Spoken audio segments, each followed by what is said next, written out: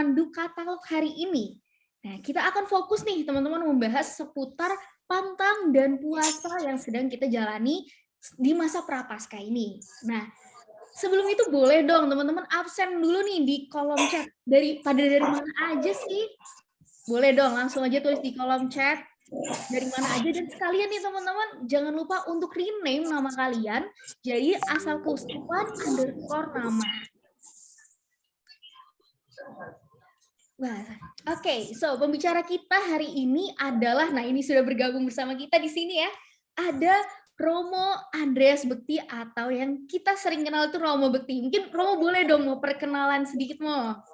Ya, nama saya Romo Bekti, panjangnya Andreas Bekti, tapi nggak boleh disingkat. Kalau disingkat jadi Asu Bekti. Makasih, Ceris. Iya, Mo. Nah, Romo ini dari Keuskupan Agung Jakarta ya, Mo ya? Betul. Nah, teman-teman, Romo ini juga salah satu Romo yang hits banget nih di sosial media. Punya lebih dari 10.000 followers dan juga punya podcast nih teman-teman di Spotify. Mungkin teman-teman bisa cari dan dengerin juga. Namanya tuh Sahabat Seperjalanan Romo Bekti. Betul ya, Mo ya? Ya. Betul. Oke. Nah, teman-teman, sebelum kita kenal lebih jauh lagi sama Romo dan kita mengikuti katekesnya sama Romo Bekti hari ini, kita akan berdoa terlebih dahulu. Dan doa pembuka akan dipimpin oleh tim OMK.net. Silakan, Kak Jason. Oke, teman-teman. Sebelum kita mulai acara pada malam hari ini, ada baiknya kita berdoa terlebih dahulu. Saya akan pimpin, akan kita buka dengan tanda kemenangan kita dalam nama Bapa dan Putra dan Roh Kudus. Amin. Selamat malam Bapa, Putra dan Roh Kudus yang bertahta dalam kerajaan surga. Puji dan syukur kami haturkan kepadamu, kehadiratmu, atas kesempatan yang telah Engkau berikan kepada kami untuk menghadiri acara katalog gue. Katalog ini pada malam hari ini akan menghadirkan narasumber yaitu Romo kami, Romo Andreas Bekti. Bapak, kami percaya bahwa kehadiran kami di sini bukanlah sebuah kebetulan, tapi ada sesuatu yang ingin Engkau ajarkan, ada sesuatu yang ingin Engkau sampaikan kepada kami melalui narasumber kami yaitu Romo Bekti. Berkatilah ya Bapak seluruh rangkaian acara ini, mulai dari pembukaan, inti acara hingga penutupan, dari semua yang terlibat, baik dari peserta, panitia, dari narasumber, teknis maupun substansi yang terlibat dalam acara ini. Semoga semuanya dapat berjalan dengan lancar, dan apa yang hendak Engkau sampaikan kepada kami melalui Romo Bekti dapat tersampaikan dengan baik. Berikanlah kami telinga sebagai murid-murid-Mu yang bersedia untuk mendengarkan segala ajaran-Mu, dan berilah juga rahmat dan berkat, sertailah narasumber kami Romo Bekti yang akan menyampaikan segala pengajaran-Mu. Bapa yang Maha Kuasa, kami serahkan seluruh acara ini ke dalam perlindungan-Mu pada malam hari ini. Dalam nama Yesus Kristus, Tuhan yang Juru Selamat kami, yang hidup dan berkuasa bersama dengan Roh Kudus, kami telah berdoa. Amin. Dalam nama Bapa dan Putra dan Roh Kudus. Amin. Terima kasih, Kak Jason. Nah, Mo, sebelum kita masuk ke katekesnya hari ini, Mo, saya ada beberapa info nih, mau nyampein ke teman-teman. Boleh ya, Mo ya? Oke. Nah, jadi teman-teman, nanti kita juga akan ada kuis nih setelah katekese. Dan 3 orang OMK yang beruntung akan mendapatkan bingkisan spesial dari tim OMK.net. Nah, nanti juga akan ada sesi tanya-jawab. Jadi teman-teman yang mau bertanya nanti boleh banget langsung tulis di kolom chat atau boleh langsung nanti on mic saat sesi Q&A. Nah, jadi teman-teman diharapkan untuk tetap stay sampai acara ini berakhir karena akan ada banyak yang bisa teman-teman dapatkan dari katekese hari ini.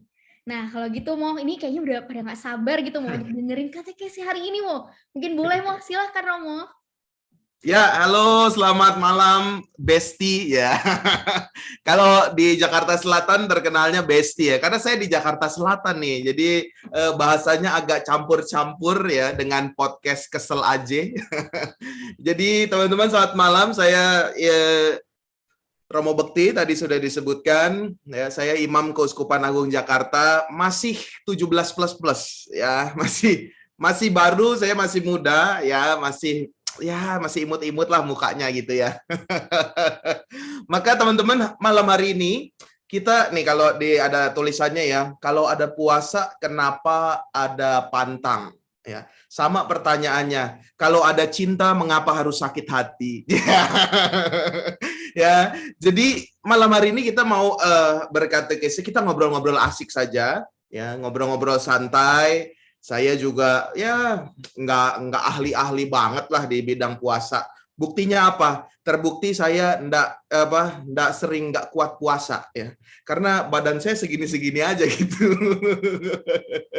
Maka teman-teman saya akan izin share screen ya untuk kita bersama-sama membicarakan, ngobrolin tentang apa yang menjadi tema kita malam hari ini.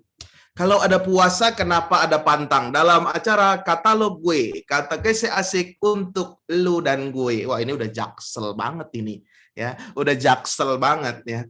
Maka teman-teman, mungkin hari ini kita ada yang puasa ya, tapi juga mungkin ada yang enggak karena ngerti hari ini hari raya.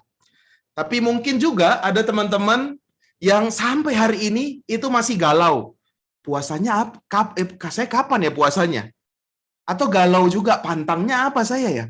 Aduh, jangan-jangan udah niat pantang ya. Wah, saya mau pantang makan daging. Tapi di meja makan ada babi panggang karo, itu enak sekali. Maka, wah udah tergoda. Ya, mulai galau. Dan sampai hari ini mungkin ada yang, saya pantangnya apa ya? Wah, ternyata saya belum pantang. Dan nggak menjalankan pantang. Maka, semoga malam hari ini ngobrol-ngobrol kita menguatkan sehingga bukan sebagai kewajiban lagi, bukan sebagai aturan lagi, bukan sebagai paksaan lagi, tetapi kita dengan memaknai, kita menjadi sadar dan melakukan dengan sendirinya. Itu lebih enak. Maka saya berangkat dari ini, Besti. Manfaat puasa. Ternyata ada banyak manfaat puasa dan ini saya terinspirasi ya dari sini ketika saya menjalankan puasa. Manfaat puasa yang pertama adalah, saya bukan dokter, saya bukan ahli kesehatan, tetapi saya baca artikel. Ternyata puasa itu bisa memperlancar atau mempercepat metabolisme tubuh. Dan itu bagus untuk kesehatan. Misalkan apa? Kalau saya makan nasi, karbohidrat, karbo nih ya. Lalu aktivitas saya nggak banyak, maka jadinya lemak, ya, penumpukan lemak di perut terutama kalau karbohidrat, atau yang lain-lain lemak, ya, bisa penumpukan di mana-mana, biasanya di pipi. Ayo dicek pipinya yang banyak penumpukan lemak ya. Saya juga ini nih, ya. Tetapi dengan puasa kita mau mengembalikan metabolisme tubuh, atau teman-teman biasa kenal dan sering sebut sebagai ya program detox ya, detoksifikasi, pembersihan, sehingga metabolisme atau kerja tubuh, kerja organ ini kembali normal. Dan itu benar, that's right, betul. Ketika kita nggak makan karbohidrat, yang energinya dari mana? Dari lemak. Kalau lemak kita udah nggak ada, ya, lalu energinya dari mana? Dari protein, dari otot. Maka badannya jadi sehat. Itu ternyata manfaat dari puasa yang pertama. Memperlancar metabolisme tubuh. Memperbaiki kerja organ-organ tubuh. Lalu dengan metabolisme yang baik, manfaat puasa yang kedua termasuk juga pantang adalah, wah ini, jantung yang sehat dan kuat. Maka ini salah satu manfaat puasa juga. Kenapa jantungnya jadi sehat? Ya kalau kita berpikir sederhana, organnya kan tadi bekerja baik. Lemak dalam darah mungkin berkurang atau dipakai untuk energi. Maka jantungnya juga menjadi sehat. Nggak ada penumpukan, nggak ada yang namanya plak ya, nggak ada yang namanya plak, kolesterol itu, sehingga pembuluh darahnya lancar. Ternyata ada manfaatnya juga pantang puasa ini bagi kesehatan jantung. Lalu yang ketiga, nah ini juga manfaat puasa adalah mengontrol kadar gula darah. Ini masih satu ya tadi, metabolisme, jantung, juga ternyata mengontrol gula darah. Sehingga apa? Sehingga kita dapat tetap beraktivitas, punya energi, sehat, tetapi juga nggak kena diabetes. Karena teman-teman, sekarang diabetes itu mengerikan. Kematian penyebab kematian tertinggi di Indonesia disinyalir itu penyakit gula. Karena kita suka yang manis-manis. Karena kita makannya nasi. Nasi itu mengandung gula. Maka dengan puasa kita mengatur gula sehingga nggak diabetes. Mungkin teman-teman, aduh jangan makan gula, kalorinya tinggi ya biar nggak gemuk. Ini manfaat puasa dari segi biologis ya badan kita. Tentu banyak lagi manfaatnya yang lain untuk badan kita. Lalu manfaat yang lain bukan yang biologis apa? Ini ternyata puasa itu bisa membawa kita masuk kepada stress free zone. Artinya apa? Hilang stresnya. Jadi lebih kalem ya. Kecuali kalau lapar. Kalau lapar itu waduh udah mulai uring-uringan, udah mulai nafsu gitu kayak kalau lapar. Tapi kalau puasa kita tenang ya. Lalu juga perutnya juga nggak bekerja banyak. Itu kita akan dengan sendirinya masuk ke dalam stress free zone atau zona bebas stres. Jadi kita nggak stres. Apa buktinya? Coba teman-teman ya, kemarin rame MotoGP. Ada Mbak Rara. Wah, ini kan menarik ya. Ada Mbak Rara sebagai pawang hujan.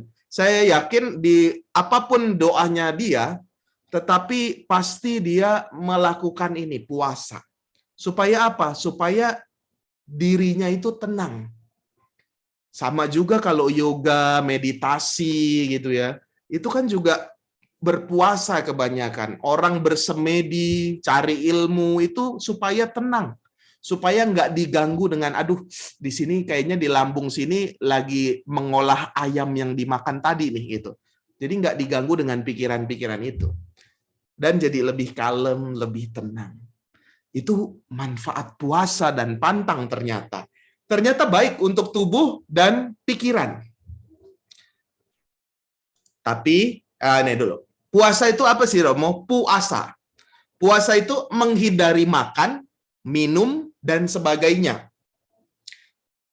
Saya garis bawahi atau saya beri warna kuning dengan sengaja. Jadi puasa itu menghindari makan, minum, dan sebagainya dengan sengaja.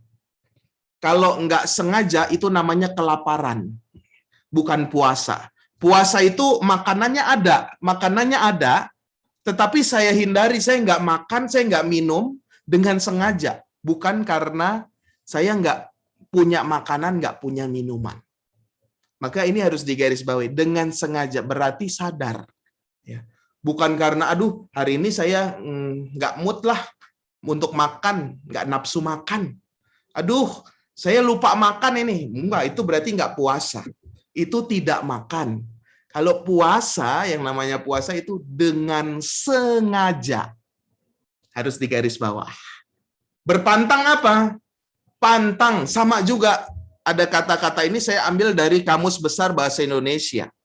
Pantang itu adalah sengaja tidak mau menggunakan, melakukan, memakan, dan sebagainya.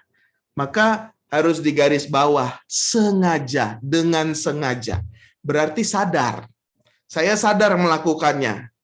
Beda kalau, saya tidak boleh makan itu. Ya. Itu karena mengganggu kesehatan. It's right, betul. Ya. Tapi kalau pantang puasa itu ada unsur kesadaran dan sengaja. Berarti dipilih. Ada sesuatunya, ada kemungkinannya, tapi saya tidak memilih itu dengan sengaja.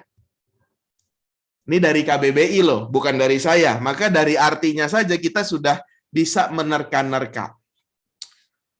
Common people, wah ya, orang biasa, orang kebanyakan Berpuasa dan berpantang sekedar untuk kesehatan. Seperti yang kita lihat tadi. Mungkin teman-teman juga mengalami demikian. Saya mau berpantang deh, saya mau berpuasa. Supaya apa? Supaya berat badan saya turun. Aduh, saya mau puasa, mau pantang deh. Supaya apa? Supaya saya ini lebih sehat, lebih geraknya lebih lincah. Untuk diet. Untuk biar cakep sedikit, biar ganteng sedikit, biar perutnya seperti roti sobek. Ya, artinya apa? Wah, sit spike. Berpuasa dan berpantang, common people, orang kebanyakan, sekedar untuk kesehatan. Diet, kurangin makan, kurangin minum. Ya. Minumnya harus spesifik, kurangin minum di kedai kopi, karena itu gula semua. Atau makan dan minuman tertentu yang mencegah atau mengatasi penyakit tertentu. Ya, misalkan saya nggak mau makan nasi, takut gendut. Nah, biasanya kan begitu kata-katanya. Atau, aduh saya nggak mau makan gula, aduh saya nggak mau sugar rush. Ya, karena gulanya kebanyakan, nanti kalau kebanyakan jadi numpuk, jadi lemak, dan lain sebagainya. Itu common people, orang kebanyakan. Sekedar untuk kesehatan. Atau, kalau tadi kesehatan, kalau dalam sisi spiritual, kejiwaan, ya, psikologi, orang mau berpantang berpuasa untuk memperoleh kesaktian. Ya, baik itu untuk tubuhnya secara fisik maupun rohani. Ya. Seperti para pendekar-pendekar atau para dukun-dukun ya, atau para ahli-ahli spiritual itu ya yang sering muncul di TV-TV. Mereka meditasi di gunung, di hutan, di sungai ya. Puasa pantang untuk mendapatkan kesaktian, ilmu ya, tentu ilmu yang hitam. Baik yang supaya tubuhnya kebal ya, atau tubuhnya kuat, ataupun rohaninya jadi punya sesuatu, punya ilmu yang orang lain nggak bisa. Itu common people, orang kebanyakan. Kalau kita punya hal seperti ini, persepsi seperti ini, it's okay. Karena kita juga masuk common people. But kita bukan hanya orang kebanyakan. No. Ya. Kita ini murid-murid Tuhan. Kalau ini tadi orang kebanyakan kenapa berpuasa dan berpantang? Ya. Karena puasa itu adalah salah satu naluri keagamaan. Coba cek agama mana yang tidak mengajarkan puasa. Semua agama, semua kepercayaan, aliran iman, itu salah satu tradisinya adalah puasa. Selain yang kedua, menggunakan air. Cek, di setiap agama, di setiap kepercayaan, itu pasti selalu ada dua unsur itu. Air dan puasa. Ya, itu dipraktekkan di berbagai macam agama kepercayaan, walaupun makna, tujuan, tata cara, aturannya berbeda-beda. Itu common people. Ya, orang kebanyakan. Kalau kita enggak lah. Kita itu murid-murid Kristus yang great, yang sudah dibaptis, yang sudah luar biasa, yang dapatkan Roh Kudus. Maka kita enggak mau cuma jadi common people. Kita enggak mau cuma jadi orang biasa. Puasa kita mau kita maknai sebagai murid-murid Kristus. Nah ini, puasa itu, kenapa sih Romo ada puasa, lalu kenapa sih ada prapaskah, kenapa sih ada pantang ya. Garisnya ini, dasarnya ini. Kitab hukum kanonik, semoga kelihatan. Kitab hukum kanonik, kanon atau nomor 1249. Dikatakan di sana, semua orang beriman Kristiani. Kita semua. Kita semua orang beriman Kristiani. Menurut cara masing-masing, wajib. Hukumnya wajib, bukan sunnah. Wajib melakukan tobat demi hukum ilahi atau hukum Allah. Maka yang saya garis bawahi atau saya beri warna berbeda, semua orang beriman Kristiani wajib melakukan tobat. Lalu ini dasarnya. Pertanyaannya, kapan dilakukan? Kapan dilakukan? Bagaimana caranya? Itu yang menjadi pertanyaan lanjut. Tetapi inilah makna alasan dasar kenapa kita berpantang berpuasa. Berpantang berpuasa sebagai apa sih sebenarnya maknanya?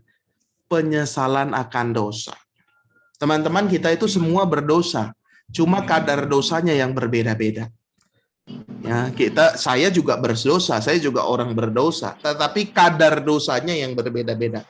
Ada yang mungkin melakukan dosa berat, ada yang mungkin melakukan dosa ringan. Dosa berat itu adalah dosa melawan 10 perintah Allah. Itu dosa berat. Itu jadi, kalau kita bikin seminar, jadi satu bahan sendiri itu. Antara dosa berat, dosa ringan, lalu api penyucian, dan lain sebagainya. Tetapi kita semua punya dosa, maka harus disesali. Bentuk penyesalan dosa. Itu secara spiritual. Secara psikologis apa? Refleksi diri. Kita tadi lebih tenang, nggak stres ya. Kita bisa melihat bercermin diri. Lalu juga secara iman, turut serta dalam penderitaan Tuhan Yesus. Maka puasa itu biasanya di masa prapaskah ditekankan. Masa pantang dan puasa. Teman-teman, ternyata puasa itu ya yang sudah dikatakan ini wajib melakukan tobat. Bentuknya apa? Pantang puasa. Ternyata ini sudah dilakukan dari zaman Perjanjian Lama. Di mana di sini dikatakan dalam Imamat 16 ayat 29. Saya bacakan di akhirnya aja yang warna kuning. Bla bla bla bla bla bla.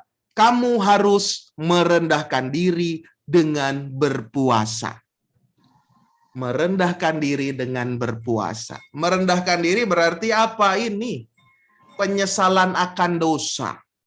Kalau kita orang yang nggak menyesalkan dosa, kita nggak mau merendahkan diri, kita nggak mau ya meminta kerahiman Tuhan. Karena saya merasa, saya baik-baik saja kok.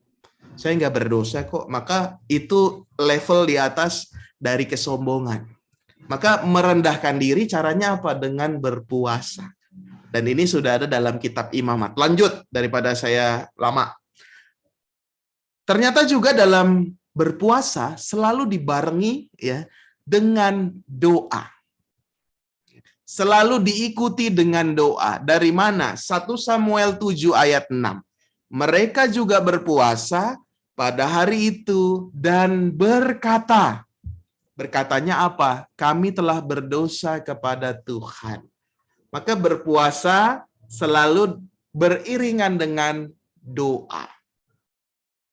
Itu common people juga melakukan demikian. Murid Tuhan juga demikian. Berpuasa selalu diikuti dengan doa. Merendahkan diri di hadapan Tuhan, lalu berdoa. Lalu apa lagi? Dari Mazmur 69 ayat 13. Di sana saya baca kuningnya saja. Jawablah aku dengan pertolonganmu yang setia. Dengan berpuasa berpantang kita jadi sadar, menyesali dosa, refleksi diri, bahwa saya ini tidak bisa apa-apa kalau tanpa pertolongan Tuhan. Itu luar biasa. Bahwa mengandalkan pertolongan Tuhan dalam hidup ini. Terus apa lagi? Ada lagi. Aku orang Farisi berpuasa 2 kali seminggu. Bayangkan, kita tahu orang-orang Farisi dan ahli-ahli Taurat. Lawannya Yesus. Bahkan mereka pun dalam tradisi Yahudi itu berpuasa 2 kali seminggu. Selain itu apalagi? Dalam Matius 6 ayat 16-18, Yesus berkata kepada murid-muridnya, dan apabila kamu berpuasa. Selanjutnya, ya, ini nanti nggak tahu, jadi kuis kali ya. Dan apabila kamu berpuasa, janganlah kamu memuramkan wajahmu. Ya. Janganlah kamu banyak lah ya. Jangan memuramkan wajahmu, lalu cuci mukalah, dan lain sebagainya.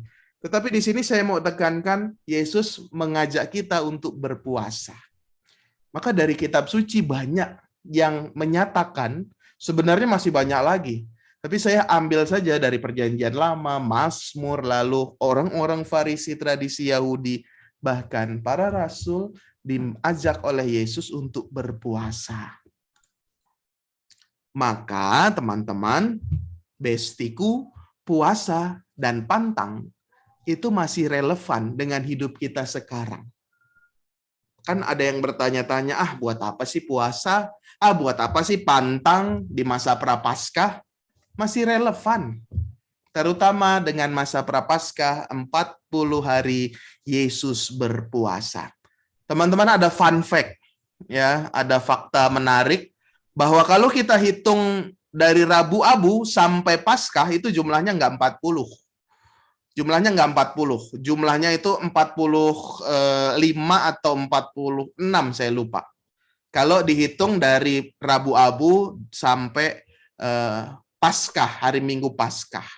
Dan itu kita sebut dalam liturgi itu masa Prapaskah. Lalu kan kok 45, Romo? Kan Yesus berpuasa 40 hari.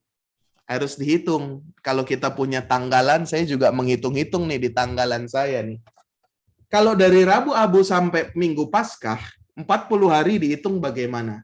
40 hari dihitung dengan mengurangi hari Minggu.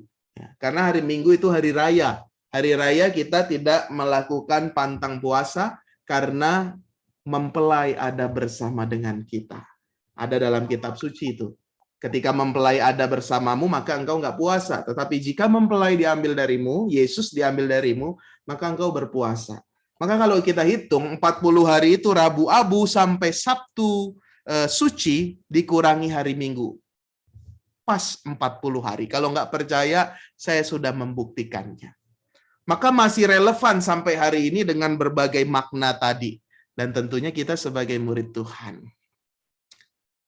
Nah ini, dalam masa tobat Prapaskah 40 hari ini secara khusus gereja mengajak kita semua meluangkan waktu untuk berdoa. Ingat tadi berpuasa selalu beriringan dengan doa.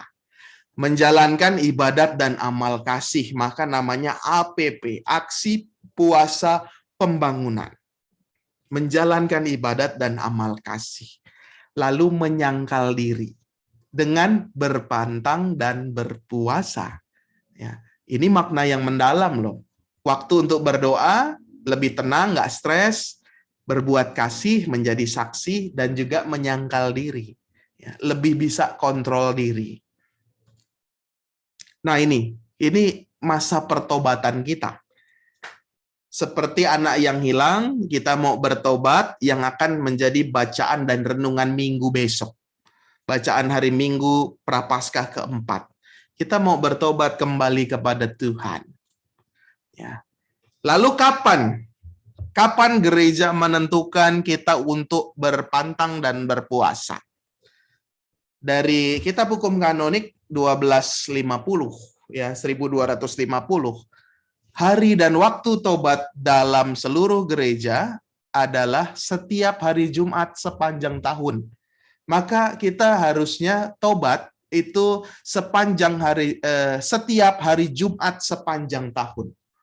Maka setiap hari Jumat kita diminta untuk melakukan pertobatan. Entah itu puasa, entah itu pantang, entah itu menyangkal diri dan lain sebagainya. Maka setiap hari Jumat sepanjang tahun dan masa 40 hari sebelum Paskah atau yang disebut Prapaskah. Secara khusus di hari Rabu Abu dan Jumat Suci, Jumat Agung. Kenapa hari Rabu Abu kita juga berpantang bertobat? Ternyata itu diyakini hari Rabu itu, Rabu Abu ya, diyakini itu adalah hari di mana Yudas Iskariot mengkhianati Yesus. Dengan apa? Dengan bargaining, dengan tawar-menawar dengan imam-imam kepala dan ahli-ahli Taurat mengenai harga 30 keping perak. Itu dilaksanakan di hari Rabu, janjian. Besok malam Yesus ada perjamuan dan akan saya cium, itulah Yesus. Maka ditangkap. Maka itu diyakini Rabu Abu. Kenapa kita Rabu itu berpuasa, Rabu Abu? Karena itu adalah hari di mana Yesus dikhianati. Lalu hari Jumat kita sudah tahu semua. Hari Jumat diyakini bahwa Yesus sengsara wafat di hari Jumat di Kalvari. Maka kalau ada yang tanya, Romo kapan sebenarnya pantang puasanya? Setiap hari Jumat sepanjang tahun kita diminta untuk bertobat, lalu Rabu Abu dan Jumat suci untuk puasanya. Sepanjang Jumat di masa Prapaskah kita diajak untuk berpantang berpuasa. Jangan lupa ada pantang dan puasa. Lalu siapa Romo yang wajib pantang, siapa yang wajib puasa? Ini saya hanya baca dari aturan dasarnya ya. Yang diwajibkan berpantang ada semua yang sudah berumur 14 tahun ke atas. Jadi kita semua yang 14 tahun ke atas itu diwajibkan untuk pantang. Puasa siapa? Mereka yang sudah dewasa sampai awal tahun ke-60. Dewasa itu berapa? 18 tahun ke atas. Ya. Termasuk juga yang 18. Menurut kitab hukum kanonik. Ya, ini. Maka kita melihat, diri kita, saya umurnya berapa ya? Berarti sudah harus wajib apa nih? Sudah wajib pantang, sudah wajib puasa, atau saya merasa diri, kayaknya saya di atas 60 tahun nih, maka sudah nggak wajib lagi. Nah, itu kadang-kala ya kita menyengsarakan diri sendiri. Nah, puasa itu apa? Ya, tadi puasa dengan sengaja. Kalau ini arti harafiahnya. Berpuasa berarti jumlah makanan yang kita makan. Berpuasa itu jumlahnya. Misalkan nanti kita lihat puasanya sebagaimana. Kalau puasa itu jumlahnya yang kita kurangi. Ya, kalau pantang itu jenisnya. Maka ini harus diperhatikan. Kalau puasa itu jumlah, kalau pantang itu jenisnya. Jenisnya juga apa? Jenisnya adalah mengurangi yang paling sering dilakukan atau disukai. Ya. Kalau ditanya, kamu pantang apa? Saya pantang mundur, Romo. Berarti dia memang hidupnya suka mundur. Ya. Karena dia mau pantang mundur. Karena pantang itu yang disukai, yang dilakukan. Romo, saya pantang makan ikan, Romo. Padahal kesehariannya dia nggak pernah makan ikan karena nggak suka ikan. Itu bukan pantang. Romo, saya pantang merokok, Romo. Ya. Padahal dia juga nggak merokok, nggak relate, nggak nyambung. Pantang itu sesuatu yang disukai.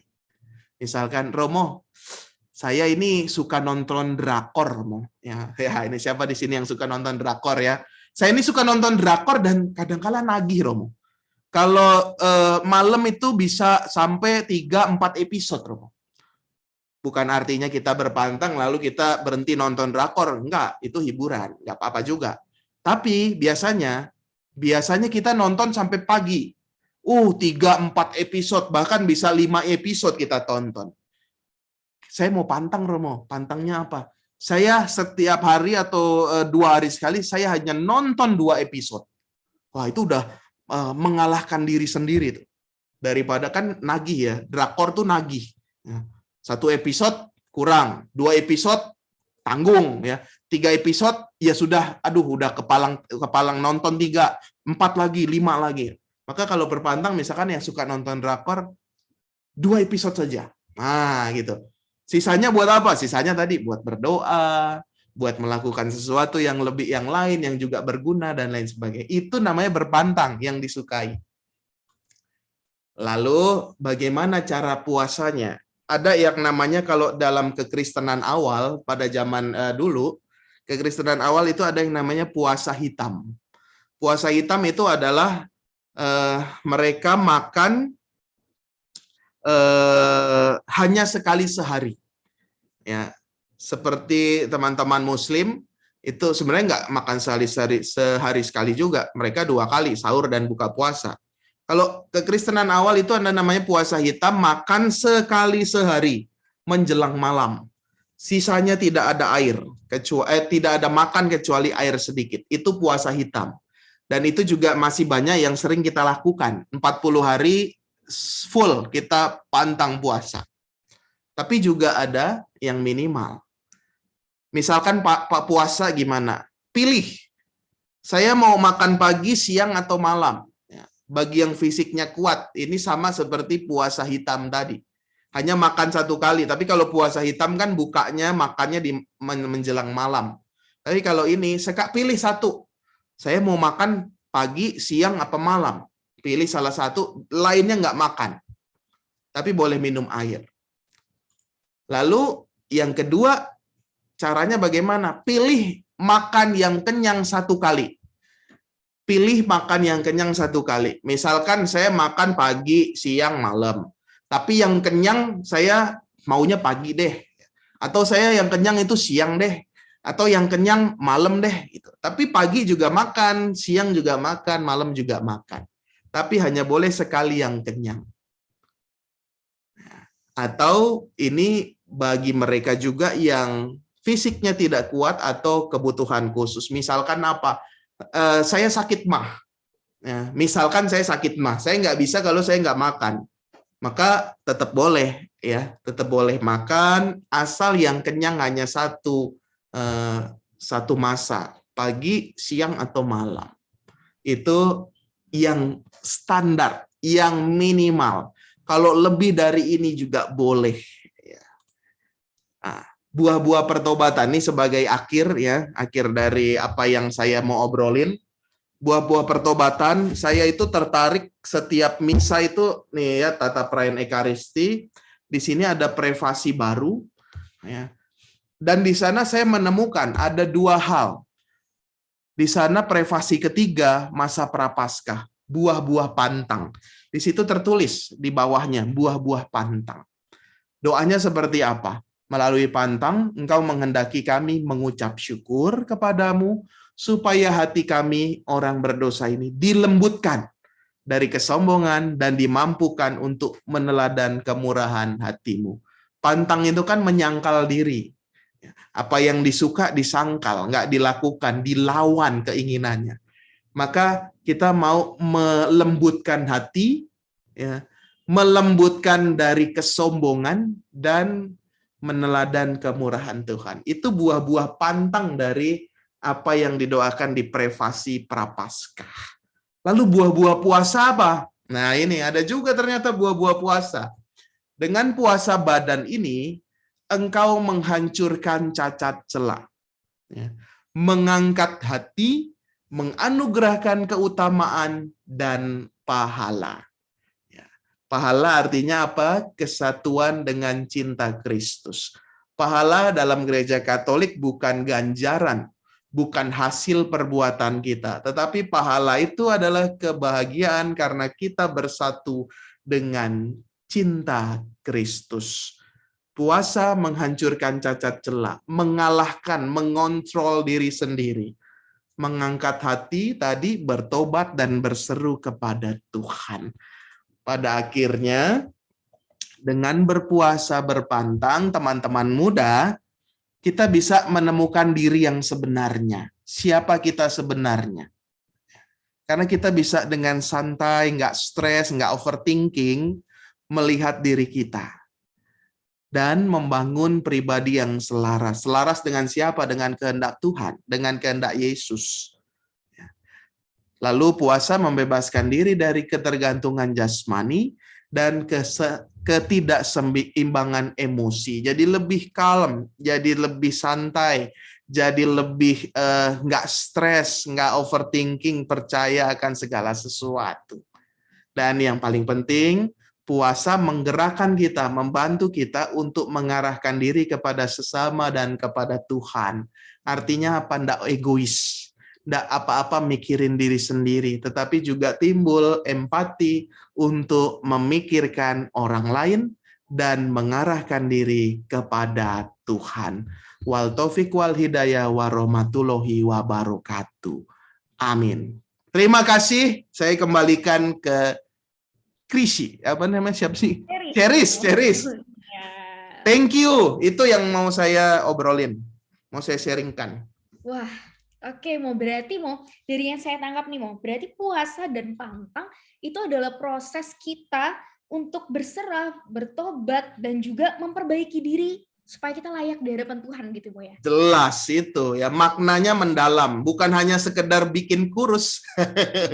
Iya, wah, itu maknanya sangat dalam dan mungkin gini Mo, kita kan tadi sudah membahas mengenai waktu dan juga bagaimana berpuasa dan berpantang itu ya Mo ya. Nah, mungkin kalau soal kondisi Mo, kira-kira kondisi apa saja yang memungkinkan seorang Katolik untuk tidak berpantang atau berpuasa? Misalkan walaupun tadi secara usia dia masuk ke kategori pantang ataupun puasa, tapi kira-kira kondisi-kondisi apa sih Mo yang boleh nih, oh kamu begini, oh ya udah nggak apa-apa, nggak usah pantang atau puasa gitu Mo. Ya, betul. Kalau di saudara-saudara kita Muslim, kalau yang perempuan lagi datang bulan kan nggak boleh puasa ya. Tapi kalau kita tadi sudah saya katakan, asal fisiknya kuat, silahkan melakukan taubat. Fisiknya kuat ya, jangan sampai puasa itu menyengsarakan kita, seperti dalam bacaan Injil perumpamaan yang Yesus sampaikan itu kan. Jika kamu berpuasa, jangan kamu tidur-tidur aja. Jangan kamu itu memuramkan mukamu gitu. Jadi kalau secara fisik ada kebutuhan khusus atau enggak kuat, ya sudah, enggak apa-apa, ya enggak berpantang dan enggak berpuasa. Misalkan apa? Aduh, saya tadi ya saya udah sebutkan, kalau saya punya sakit mah, ya kalau saya nggak makan seharian, maka lambung saya bergejolak nih, perih gitu ya. Maka nggak bisa kalau saya puasa pilih yang puasa hitam tadi ya, makan 1 kali sehari, udah pilih pagi, siang atau malam, lainnya nggak makan. Aduh, lambung saya bisa sakit. Tapi kalau lambungnya sakit, tapi masih bisa diakalin. Oh, pagi saya makan biskuit, makan roti, makan sedang, siang makan kenyang, malam makan snack, itu it's okay saja, karena itu syarat minimalnya. Jadi ndak mempersulit lah, ya, ndak memberatkan kita. Gitu ya. Oke, berarti puasa dan pantang di dalam Katolik ini memang cukup fleksibel ya, Mo. Cuman memang harus kita maknai. Nah, iya tuh. Pantangnya ya, Mo ya. Iya. Yang tadi saya sebutkan itu syarat minimal. Ya, syarat minimal yang diwajibkan gereja. Misalkan tadi syarat minimalnya adalah setiap hari Jumat. Kalau Anda mau puasa setiap hari Rabu misalkan, it's okay aja, nggak apa-apa. Gitu kan. Karena itu yang tadi saya sharingkan itu syarat minimal. Kalau orang lebih mau lagi, aduh saya nggak mau makan. Saya punya teman, misalkan dulu masa prapaskah dia pantang nasi karena dia doyan nasi. Pantang nasi. Lalu ternyata sampai bertahun-tahun dan sampai hari ini dia nggak makan nasi, pantang nasi. Itu great juga, bagus juga ya, artinya dia memaknai itu bukan karena biar kurus saja, biar sehat gitu ya, tapi dia memaknai gitu. Jadi istilah kata keterusan gitu ya, tapi nggak apa-apa, itu menunjukkan tobat dia gitu. Oke, berarti disesuaikan juga dengan kondisi kita ya, Mo ya. Ya pastilah, ya pasti itu.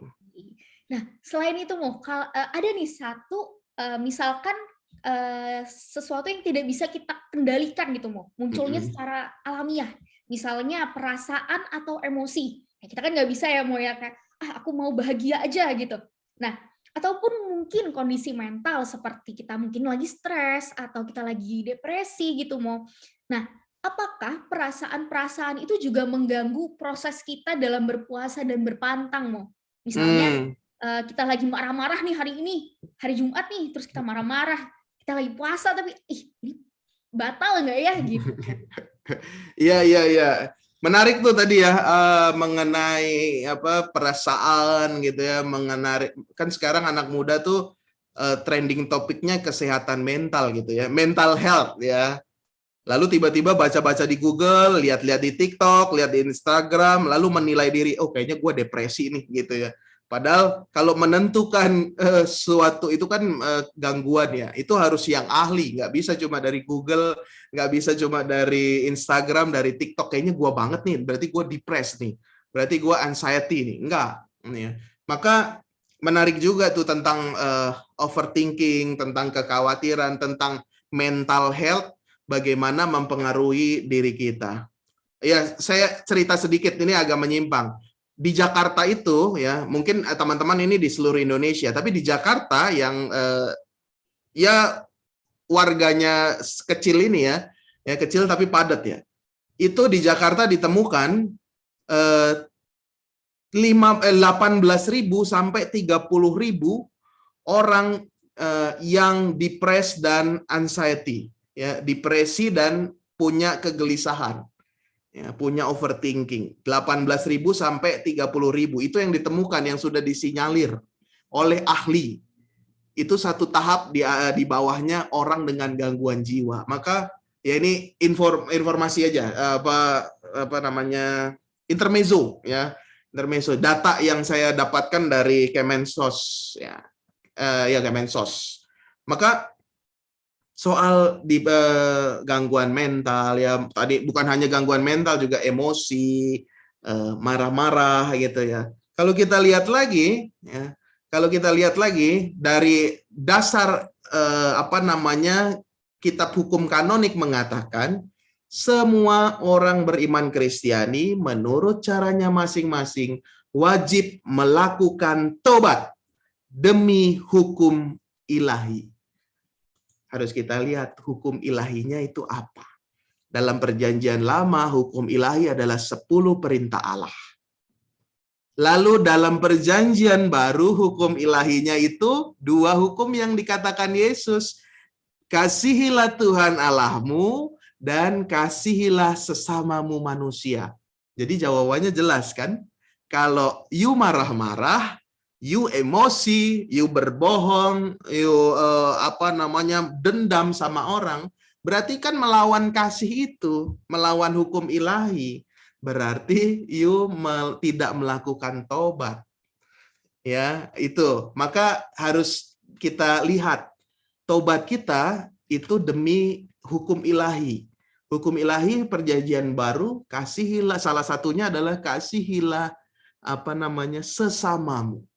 Maka kalau emosi tadi, marah-marah, apakah itu mewujudkan kasih kepada sesama? Nampaknya tidak. Tidak. Iya, gitu. Sama juga kalau, waduh saya puasa nih, tapi saya nggak gereja nih. Nah, itu kan juga mengasihi Tuhan nggak nih? Ah, gitu kan? Iya. Wah, oke.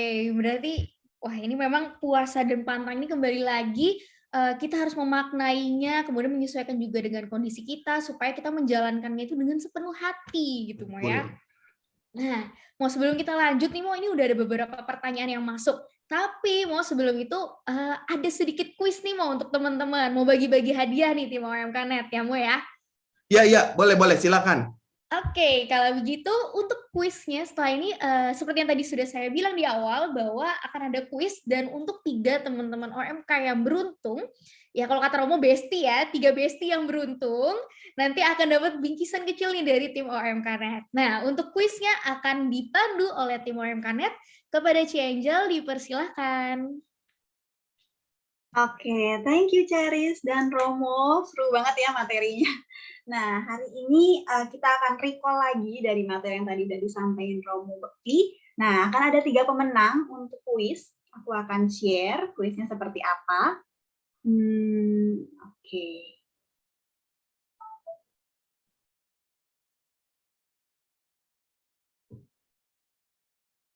Oke, teman-teman boleh join di joinmyquiz.com. Aku akan share screen. Nah, teman-teman boleh join di sini, joinmyquiz.com. Kodenya 105343. Oke, aku akan copy juga dan kirim di chat. Mungkin teman-teman bisa join langsung dari HP atau misalkan dari laptop teman-teman. Kita tunggu pesertanya.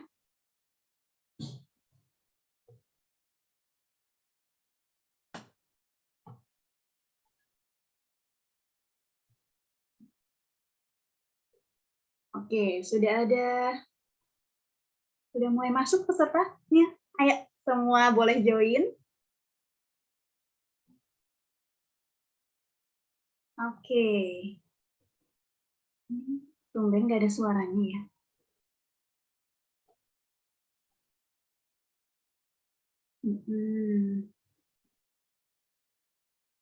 Oke, mungkin biar teman-teman boleh kita tunggu dulu sampai teman-teman bisa join. Iya, ada yang namanya ya. Nama-nama samaran ya, teman-teman. Oke, boleh pakai nama samaran, tapi nanti kalau menang boleh langsung di chat ya untuk kontaknya. Oke, ada yang mau join lagi? Oke, masih aku tunggu.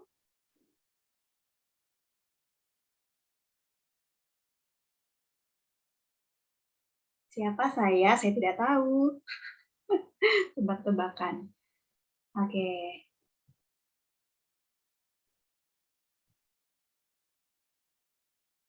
Sudah ada 18 peserta. Ayo teman-teman yang mau join lagi.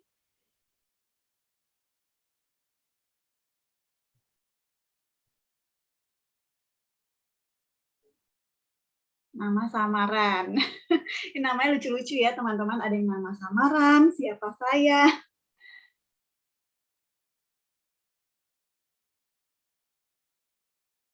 Oke. Khusus Romo nggak boleh ikut ya kalau Romo. Nanti jawabnya benar semua soalnya. Siap. Oke. Oke, sudah mungkin teman-teman. Aku hitung mundur ya teman-teman. Supaya kita langsung lanjut juga, karena setelah ini akan ada Q&A.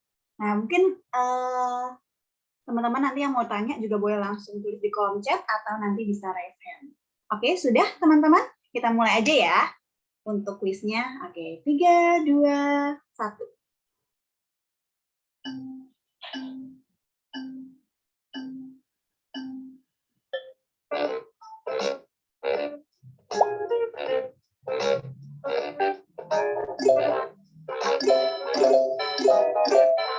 Nah, pinter-pinter ya teman-teman. Langsung loh. Di posisi pertama ada Kak Herli. Wih, mantep loh. Mas Gagas memimpin. Masih kejar-kejaran ya poinnya ya. Seru ya liatin ini. Kayak Pertanyaannya nggak ada ya? Lagi balap F1 ya, Romo. Oh, pertanyaannya di handphonenya ya? Oh iya, pertanyaan di handphonenya. Oh iya. Pertanyaannya ini seputar materi yang tadi Romo buktikan. Oh, udah ada 4 tuh yang betul tuh, 4. Iya. Ada 4 soal dia jawab betul ya. Nah, Jason memimpin. Alfonsus Ligori. Ayo teman-teman, semangat, masih bisa kejar loh. Sekarang kita akan pilih 3 orang pemenang. Masih. Ini internet saya agak aneh. Wah, Kak Mule mengejar. Waduh. Wah, Kak Alfonsus Ligori dia masih tidak tertandingi ya. Masih unggul nomor 1 loh. Oh, jadi 0? Kalau Jason nggak boleh ini, harus diskualifikasi duluan nih kalau Jason, karena tim OMK net.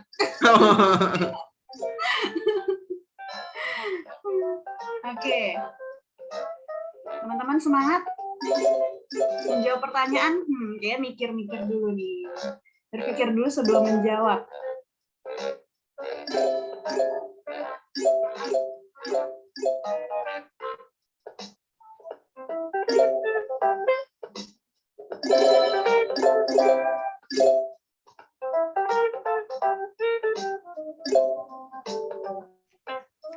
Wah, udah betul semua tuh, Jason. Wah.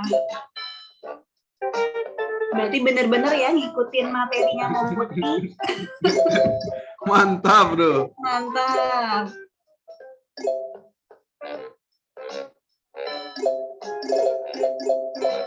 Oke, teman-teman boleh menjawab lebih cepat lagi. Oke. Ini Jason sekarang yang unggul ya. Jason kita coret dulu namanya. Oke.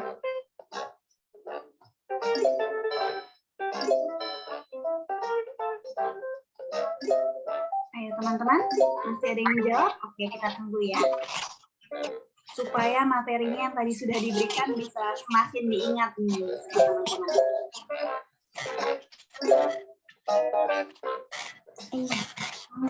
teman-teman.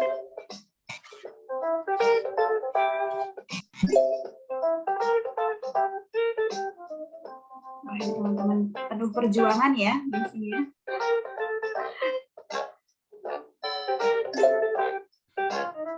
Sepertinya sudah tidak ada yang kejar-mengejar lagi.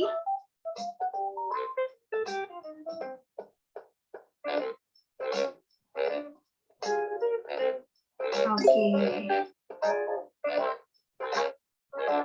Masih ada yang mengisikah teman-teman? Apa-apa sudah ya? Oke, mungkin supaya tidak berlama-lama lagi, kita baru bisa masuk sesi Q&A. Kita akhiri kuis ini. Sepertinya sudah nggak ada kejar-kejaran lagi nih di peringkat atas. Oke, kita lihat pemenangnya ya teman-teman. Nanti untuk Jason, nanti kita tidak sebutkan ya namanya. Oke, kita akhiri. Yeay, selamat teman-teman. Ini pemenang pertamanya berarti Kak Alfonsus Liguri. Yang kedua ini oke siapa nih?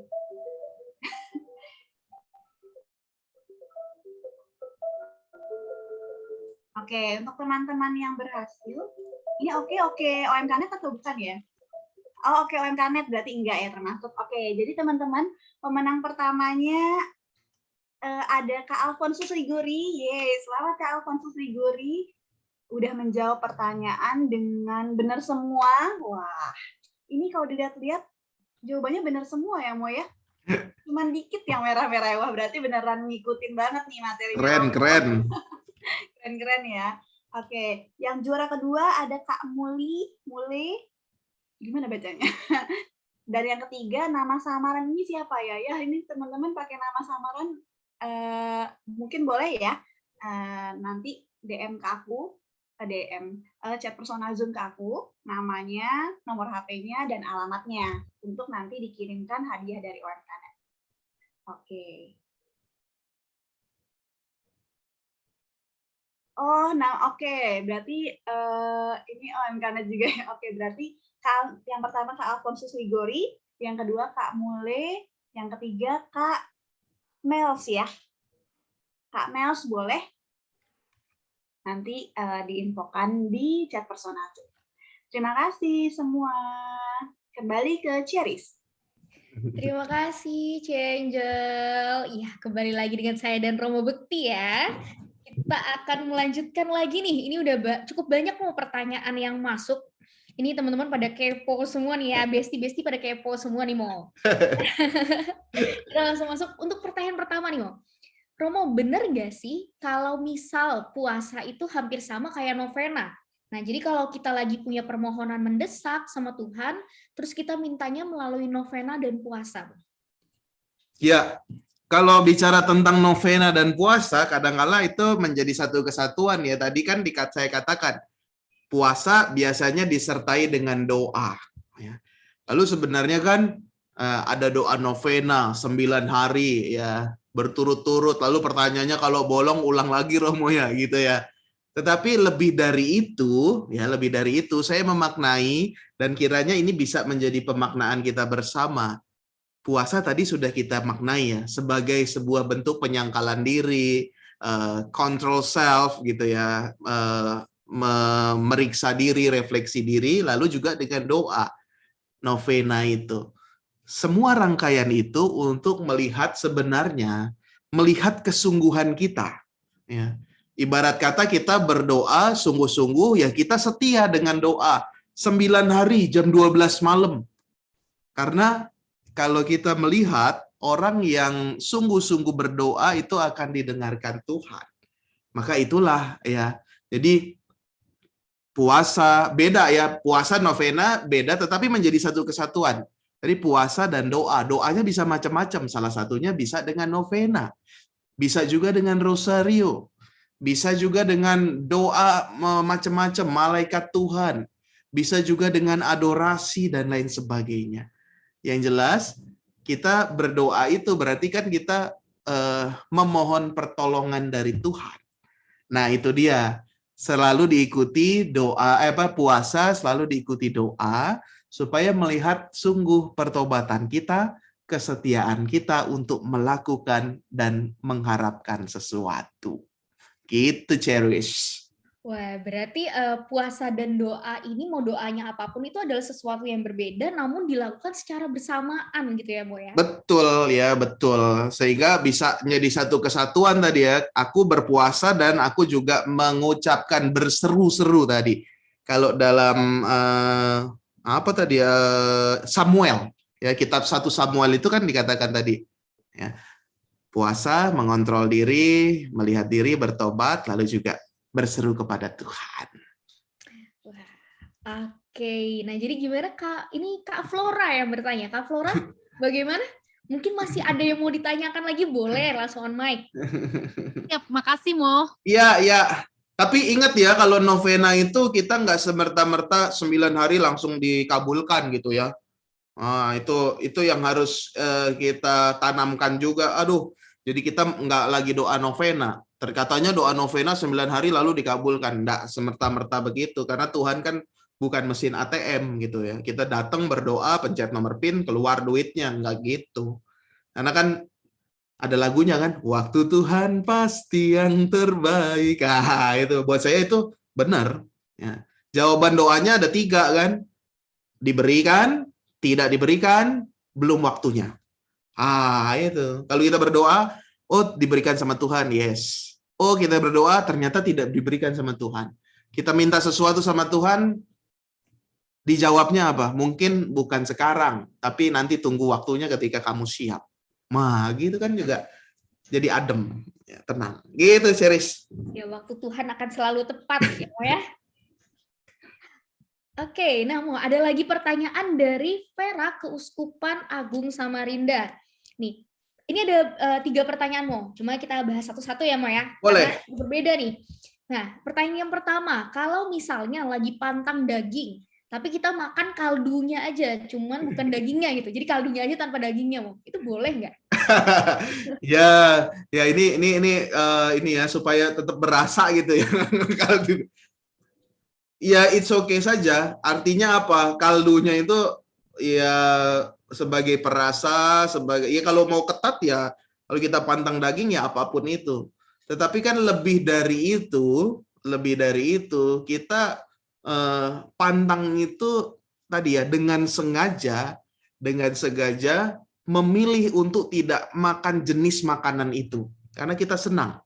Maka kalau dengan sengaja pasti sadar.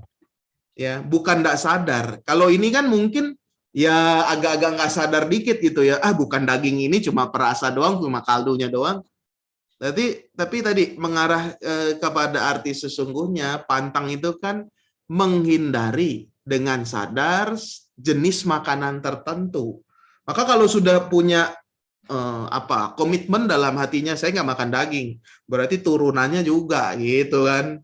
Supaya apa? Supaya tidak rancu aja, tidak rancu. Oh, jadi malah batu sandungan buat orang. Katanya pantang daging, tapi itu perasa daging, kaldu daging sapi dimakan tuh, gitu ya. Katanya nggak makan daging, ya sih nggak makan daging, tapi baksonya makannya cuma pakai mie doang sama kaldunya. Icip-icip gitu ya. Tadi bilang icip-icip gitu. Lebih baik sekalian saja daripada jati batu sandungan. Ya sudah, kalau pantang daging segala bentuk yang dalam bentuk daging atau misalkan punya komitmen yang tinggi gitu ya. Oh nggak apa-apa, saya nggak makan daging merah gitu. Daging merah nggak makan. Gitu. Misalkan daging merah itu kan sapi gitu ya. Lalu babi tuh daging merah, daging putih ya. Ya sapi, babi itu daging-daging merah gitu ya. Itulah ya. Lebih baik konsisten saja supaya enggak jadi batu sandungan buat kita sendiri gitu. Oke, Mo. Lanjut ke pertanyaan kedua nih Mo ya. Oke, tadi sih udah cukup jelas ya harusnya, jadi kita pantang daging ya komitmen gitu ya. Turunan-turunannya pun tidak gitu. Jadi jangan icip-icip juga gitu. Oke, pertanyaan kedua. Sebenarnya ini mulai lebih ke tradisi sih Mo. Jadi sebenarnya mulai kapan sih Romo tradisi patung dan salib ditutup kain ungu? Ya, tradisi ini sebenarnya tentu dalam masa Prapaskah ya. Kalau minggu besok, minggu keempat Prapaskah itu saya tadi lupa namanya, kayaknya agak-agak warna pink gitu ya. Besok itu warna pink. Karena besok itu Minggu Letare ya. Minggu Letare ada karena pertobatan bacaannya mengenai Bapa yang baik, yang Maha Rahim, yang menerima anak bungsu yang hilang itu. Itu Minggu Prapaskah keempat. Lalu kapan mulai ditutup? Minggu Prapaskah kelima. Tradisinya muncul dari mana? Kalau teman-teman lihat ya, dalam tradisi Perjanjian Lama, Musa, lalu Daud, lalu juga dalam Perjanjian Baru para rasul ya, imam-imam kepala, kalau mereka berkabung itu mengenakan kain kabung ya. Kain kabung itu gampangnya gimana? Kalau teman-teman tahu karung goni. Karung goni itu karung yang dari serat-serat kayu itu ya, menggunakan itu. Mereka mengoyakkan pakaiannya dan mengenakan kain kabung. Menandakan pertobatan dan merenungkan sengsara Tuhan. Apa saja yang ditutup, ya kan? Pertanyaannya apa saja yang ditutup? Tentu salib, ya, karena kita mau nanti menyelubungi itu dan diperlihatkan pada saat Jumat Suci, Jumat Agung. Lalu patung-patung kudus, ya. Kalau di gereja kita ada patung-patung kudus, Bunda Maria, Santo Yusuf, lalu juga gambar-gambar suci yang lain, Santo Santa, Yesus, hati Yesus yang Maha Kudus itu juga ditutup. Gunanya apa? Supaya kita fokus merenungkan tentang sengsara Tuhan. Maka kalau teman-teman perhatikan, gambar-gambar jalan salib itu nggak ditutup. Ya, gambar-gambar jalan salib itu nggak ditutup, karena itu membantu kita untuk merenungkan sengsara Tuhan. Kalau patung-patung Bunda Maria, Santo Yusuf, Yesus Hati Kudus, lalu juga misalkan ada Santo Santa, itu kan secara tidak langsung ya itu menunjukkan sebuah peristiwa mulia ya. Santo Santa diangkat menjadi orang kudus itu kan peristiwa mulia. Maka sementara menggunakan kain kabung dulu ditutup supaya apa? Supaya kita fokus merenungkan sengsara Tuhan. Kadang sudah ditutup aja nggak fokus ya, gagal fokus. Itu kita membantu untuk, jadi tradisi gereja membantu kita untuk fokus, memberikan waktu untuk merenungkan sengsara Tuhan. Kapan ditutup? Minggu Prapaskah kelima. Itu. Mendekati itu ya, pekan suci itu. Yes. Ada lagi? Serius? Artinya memang berkabung ya, Mo, dan kita memang diminta untuk merenungkan gitu prosesnya gitu ya. Iya. Oke, nah pertanyaan yang ketiga nih, Mo, masih dari Vera, Keuskupan Agung Samarinda. Nah, kalau sudah, ini soal mengaku dosa, Mo. Nah, kalau sudah mengaku dosa, terus kan kita dikasih penitensi gitu, Mo ya, tapi nggak dikerjain, gitu. Kan biasanya sering tuh, aku sudah mengaku dosa, disuruh doa rosario, aduh kayaknya lama deh gitu kan. Terus akhirnya, nanti deh gitu. Nah, itu diampunin nggak, Mo? Ya, ini seperti makan sayur tanpa garam gitu. Sayurnya sudah masuk, pertobatannya sudah masuk, berkatnya sudah masuk, tetapi rasanya agak-agak kurang gitu ya, agak-agak kurang. Kalau bicara soal diampuni atau enggak, ya, kalau saya langsung bercermin, siapakah saya, ya, maka tidak mengampuni. Siapakah Tuhan ketika tidak mengampuni? Karena Tuhan itu Maha Rahim, Yesus itu Maha Rahim, pasti diampuni gitu, pasti diampuni. Ya. Tetapi kenapa ada penitensi silih dosa? Ya. Silih dosa. Kalau kita mengaku kita berdosa, lalu kita mengaku dosa, ini sejarah pengakuan dosa ya berarti ya. Pada awalnya, ketika orang berdosa itu pertama menyakiti hati Tuhan pasti. Ya. Lalu yang kedua menyakiti hati jemaat. Ya. Jemaat itu siapa? Umat seluruh gereja. Ya. Menyakiti Tuhan dan menyakiti hati jemaat. Dan pada zaman awal-awal kekristenan, kalau you mengaku dosa, teman-teman ngaku dosa, itu di hadapan pelayan gereja dan di hadapan jemaat lainnya. Bayangkan, ya, diadili sesadis-sadisnya itu. Jadi maju ke depan di hadapan banyak orang, kamu mengaku dosa karena dosanya terhadap Tuhan dan terhadap jemaat lain. Lukanya yang kamu buat. Tetapi lalu bergulir waktu, ada penyesuaian dalam tradisi, akhirnya pelayan Tuhan dan perwakilan jemaat diwakilkan oleh seorang imam. Maka itu alasannya kenapa kita mengaku dosa terhadap imam. Ya. Imam itu hadir sebagai pelayan Tuhan, juga perwakilan dari jemaat lain. Perwakilan dari gereja yang dilukai.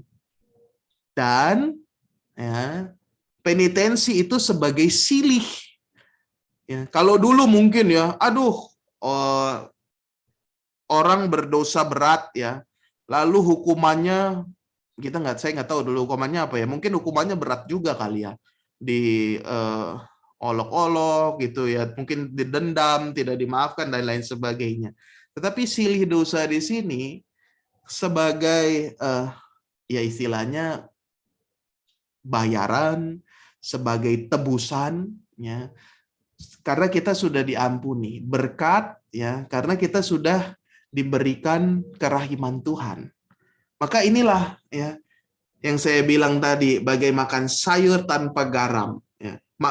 Sayurnya udah kita makan nih, udah masuk ke tubuh kita, tapi rasanya nggak mantep. Tapi sayurnya nggak kita buang lagi kan, tetap kita makan. Maka pengampunannya tetap ada. Tetapi feel-nya, rasanya, silihnya kita belum lengkap gitu. Bayangkan jika harus dilakukan silih yang lain, yang lebih berat. Ya. Biasanya kan penitensi itu ya tergantung dosanya sih ya, macam-macam. Kalau dosanya berat ya pasti penitensinya agak berat.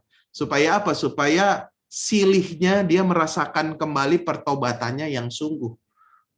Bahwa cinta Tuhan itu, kerahiman Tuhan tidak pernah habis. Ya, maka soal diampuni atau enggak, saya punya keyakinan tetap diampuni. Tetapi penitensi lebih mengarahkan kita sebagai silih, sebagai bayaran kita. Walaupun sudah diampuni. Tebusan kita untuk memulihkan hati Tuhan dan hati gereja jemaat. Gitu. Tuhan tuh memang maha pengampun ya, Mo, iya, ya. jelas ya. Maka siapa saya nggak bisa mengampuni nanti. Itu dia. Nah, mungkin kalau biar yang agak relate gitu ya, mau udah deket tapi nggak jadian gitu ya, nggak gitu ya. Itu dia teman-teman. Udah chat tapi dicuekin. Di ghosting Mo. Di ghosting. Biasanya kan gitu ya, udah nulis chat gitu, udah mikirnya susah gitu. Jawabnya cuma hehe. Agak nyes ya Mo ya. Oke Mo, nah kita lanjut Mo ke pertanyaan selanjutnya ini dari Immanuel. Nah jadi Immanuel ini pernah mendengar dari gereja sebelah tentang puasa Esther. 3 hari 3 malam tidak makan dan minum. Nah boleh minta pandangan Romo sebagai penubuhan? Ya, memang banyak ya jenis-jenis puasa ya. Tadi dalam tradisi ada puasa hitam, lalu juga orang Farisi itu ada 2 kali berpuasa. 2 kali berpuasa di seminggu 2 kali. Lalu tradisi gereja Katolik ya tadi ya setiap Jumat sepanjang tahun, lalu juga ada yang 40 hari berturut-turut ya, tapi tetap makan juga kok, puasanya tetap makan. Maka tentu banyak hal ya, banyak hal referensi dari kitab suci, tapi setahu saya yang 3 hari 3 malam tidak makan minum ini, saya belum menemukan sih dalam gereja Katolik sejauh saya beriman Kristiani ya. Ya mungkin ada yang mempraktekkan ya, mungkin di gereja lain menghayati itu. Tetapi yang menarik adalah kalau kita puasa 40 hari seperti Yesus, kita nggak akan kuat. Karena Yesus itu 40 hari, 40 malam tidak makan dan minum sama sekali. Sama seperti Musa dan Elia. Yang puasa juga 40 hari, 40 malam, mereka tidak makan dan minum sama sekali. Dan itu tidak mungkin tanpa kehadiran Roh Kudus. Ya. Kalau mungkin di sini ada yang belajar kesehatan, kedokteran, atau apa ya. Mungkin orang nggak makan 40 hari bisa. Tapi kalau nggak minum 40 hari itu mustahil. Maka ini sebagai gambaran ya, berbagai macam cara puasa itu sebagai laku taubat yang kita praktekkan. Ya.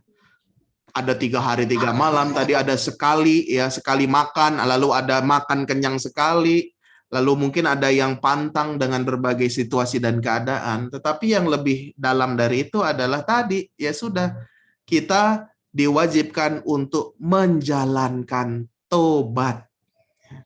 Tobat itu apa sih? Ya, kalau pertanyaannya menjalankan tobat itu apa, Romo? Gitu. Gampangnya, tobat itu kan istilahnya berbalik lagi kepada Tuhan. Kalau dosa itu kan kita berjalan menjauhi Tuhan.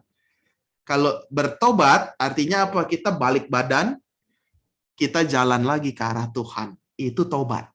Gitu. Ya, mungkin ada yang menghayati seperti itu, tetapi sejauh saya belajar iman Katolik, atau mungkin saya yang kurang informasi mungkin, tapi sejauh ini saya enggak menemukan itu. Ya. Begitu. Baik, nah pertanyaan selanjutnya mau kita langsung Boleh. ke pertanyaan selanjutnya. Ini dari Monica dari Keuskupan Agung Medan. Nah, Halo, Horas Medan. Nah, ini apakah benar kalau hari ini tidak pantang dan tidak puasa karena hari kabar sukacita, Mo? Nah, ini banyak sekali berita-berita gitu, Mo. Ya. Tadi kan dikatakan ya, kita berpantang dan berpuasa itu setiap hari Jumat sepanjang tahun. Dalam masa 40 hari dan masa 40 hari. Dan jika hari Jumat itu jatuh di hari raya, maka tidak diwajibkan untuk berpantang dan berpuasa. Jadi betul ya, itu sudah ada katekese-katekesenya, banyak orang membuat di TikTok, di Instagram. Memang betul hari ini hari raya Maria menerima kabar sukacita 25 Maret. Kenapa? Ada yang tahu nggak kenapa 25 Maret hari raya kabar sukacita? Ceris tahu nggak? Mungkin dihitung dengan hari kelahiran Yesus mungkin, Mo. Berapa? Hari kelahiran Yesus berapa? 25 Desember. Ya, betul itu, jangan ragu ya. Betul. Karena hari 25 Maret itu Maria menerima kabar sukacita, dihitung 9 bulan ke depan itu 25 Desember. Wah, pinter nih Ceris, nanti dapat hadiah dari saya. Ya. Jadi kenapa pada hari raya kita tidak berpuasa bertobat? Bertobat terus ya, berpuasa berpantang. Karena apa? Karena itu tadi yang saya katakan. Kan ketika Yesus bersama murid-muridnya, orang Farisi tanya, Yesus kok murid-muridmu nggak puasa sih itu? Ini kan hari Sabat. Ya. Kenapa mereka memetik gandum? Lalu Yesus cuma menjawab, ada saatnya kamu berpuasa ketika mempelai diambil darimu. Tetapi ketika mempelai itu ada bersama-sama dengan kamu, maka enggak apa-apa makan, minum ya, karena ada sukacita di situ. Dan hari ini kan kabar sukacita, Maria mengandung dari Roh Kudus. Dan itu relate dengan kehadiran Yesus yang dimulai diberkabarkan pada hari ini. Maka mempelai itu ada sama kita. Itulah kenapa hari raya tidak berpuasa berpantang, karena kita merayakan sukacita gembira. Begitu alasannya. Jadi ada sukacita dan gembira ya, Mo, ya? Gitu. Tapi kalau mau pantang puasa, ya it's okay saja, nggak apa-apa, nggak berdosa juga kok. Iya. Ya, kalau kita lanjut ke pertanyaan selanjutnya nih, Mo. Boleh. Nah, ini ada dari Mas Gagas ya. Pertanyaannya, saya masih berpikir sejauh ini puasa dan pantang apa yang belum terpecahkan atau belum pernah direncanakan semua orang Katolik selama ini? Oh, ini jenis pantangnya, jenis pantang dan puasanya kali ya. Di mana ya? Saya nggak nemu. Pertanyaannya di atas ya? Sebentar. Ini sepertinya private chat ya, Mo? Waduh, ini ada sesuatu nih private chat nih. Salah Mo, salah. Oh iya iya. Private. Oh kirain yang ada tidak sesuatu Romo. nih. Sejauh ini pantang dan puasa dan pantang apa yang belum terpecahkan atau belum pernah direncanakan semua orang Katolik selama ini? Saya dulu pernah amazed, pernah terkejut ketika saya mendampingi teman-teman di UGM, KMK UGM. Ya. Mereka mengatakan, kamu pantang apa? Lalu karena saya nggak biasa itu ya, mereka katakan saya pantang mesen makanan online. Nah itu pasti juga teman-teman punya ide itu ya, punya rencana itu. Tapi saya punya pantang pesen makanan online. Emang kenapa gitu? Iya karena itu udah memudahkan kita sekali, Romo. Udah nggak usah pergi, nggak usah ngantri, tinggal bayar, datang sendiri, lalu makan, nggak usah repot-repot gitu. Maka saya mau pantang itu sehingga saya mau ya setidaknya berusaha mengeffort diri sendiri supaya ada usahanya untuk mendapatkan sebuah kenikmatan. Nah, ya itu dulu saya terkejut gitu ya karena mungkin belum banyak hal seperti ini, pesan makanan online itu belum semasif sekarang gitu. Itu dulu waktu itu saya terkejut karena nggak biasa kan orang-orang muda gitu. Nah, mungkin teman-teman punya bahkan punya planning, punya contoh juga mungkin ya. Pantang apa? Kalau puasa kan puasa ngemakan ya. Kalau pantang tuh lebih bervariasi tuh. Series pantang apa nih? Saya pantang sosial media, Mo. Wih, gimana tuh? Pantang sosial media tuh gimana tuh? Berat, Romo, berat. Ya ampun, rasanya. Sama sekali nggak buka sosial media di hari Jumat atau gimana? Atau 40 iya. hari? Iya, jadi selama Jumat, Mo. Dan itu pun sudah merasa aduh agak berat gitu, Mo. Karena begitu buka HP aja tanpa sadar yang dibuka itu sosial media, Mo. Gitu ya. Bagus juga tuh. Itu apa godaannya lebih kuat tuh ya? Betul sekali, Mo. Apalagi HP kan 24 jam yang mau di tangan gitu ya. Agak susah gitu. Oh, hebat juga ya. Pantang media sosial ya. Itu tuh ya pasti ada juga yang seperti itu ya. Tapi menarik juga ya. Berat saya yakin pasti. Benar sih, karena apa yang dibuka pertama dari bangun tidur sampai kita mau tidur lagi itu pasti media sosial. Nggak sadar gitu kadang kamu ya, kayak buka HP langsung buka TikTok gitu. Atau ya apalagi kalau TikTok kan udah candu banget. Pengennya cuma sejam, tiba-tiba udah 3 jam aja gitu kan. Itu dia, Mo. Jadi berat banget, Mo, memang itu. Iya. Atau teman-teman yang lain boleh chat kali ya. Apa pantang yang unik-unik, bisa juga kita saling sharing kali ya. Iya, boleh banget. Atau boleh banget nih. Ada yang udah mulai tuh, Immanuel, pantang menyerah meski di ghosting. Boleh nggak, Mo? Emang selalu menyerah gitu kan? Pantang itu kan yang disukai, berarti kamu suka menyerah dong. Gitu. Pantang kepoin mantan. Wah, berarti ini dia suka kepoin mantan. Ya berarti pantang. Pantang ngantuk saat di kelas. Bagus nih. Bagus. Relate banget nih ya, pantang ngantuk saat di kelas. Ngantuk nggak boleh, tidur boleh. Pantang belajar mencintainya, Mo. Maksudnya gimana ya? Pantang belajar mencintainya. Pantang belajar mencintai. Berarti dia selalu mencintai, dia senang mencintainya. Pantang ngerjain konten, Mo. Wah, ini pasti konten banget ini ya. Pantang ngerjain konten. Bener sih, kalau udah ngerjain konten tuh udah waktu sejam 2 jam nggak cukup tuh. Pantang miskin. Berarti sering miskin dia nih ya. Pantang miskin. Atau ini mau jadi crazy rich? Tapi yang benar-benar dengan usaha dan perjuangan ya. Pantang datang terlambat ke kantor. Oh, berarti sering terlambat nih. Terlambatnya karena apa? Karena jauh, karena memang males. Nah, berarti harus dilawan tuh. Saya kira pantang yang di luar jenis makanan jauh lebih berat realitanya. Betul. Ya. Betul. Pantang marah. Tapi marah juga nggak ada indikatornya kan? Marah gimana? Marahnya nggak keluar dari mulut, tapi hatinya panas. Gitu. Itu Nah, itu kan. lebih parah gitu. Lebih dipendam. parah ya. Pantang baper. Oh, sering baper nih si Flora nih ya. Pantang jajan. Ya, pantang jajan itu good sekali.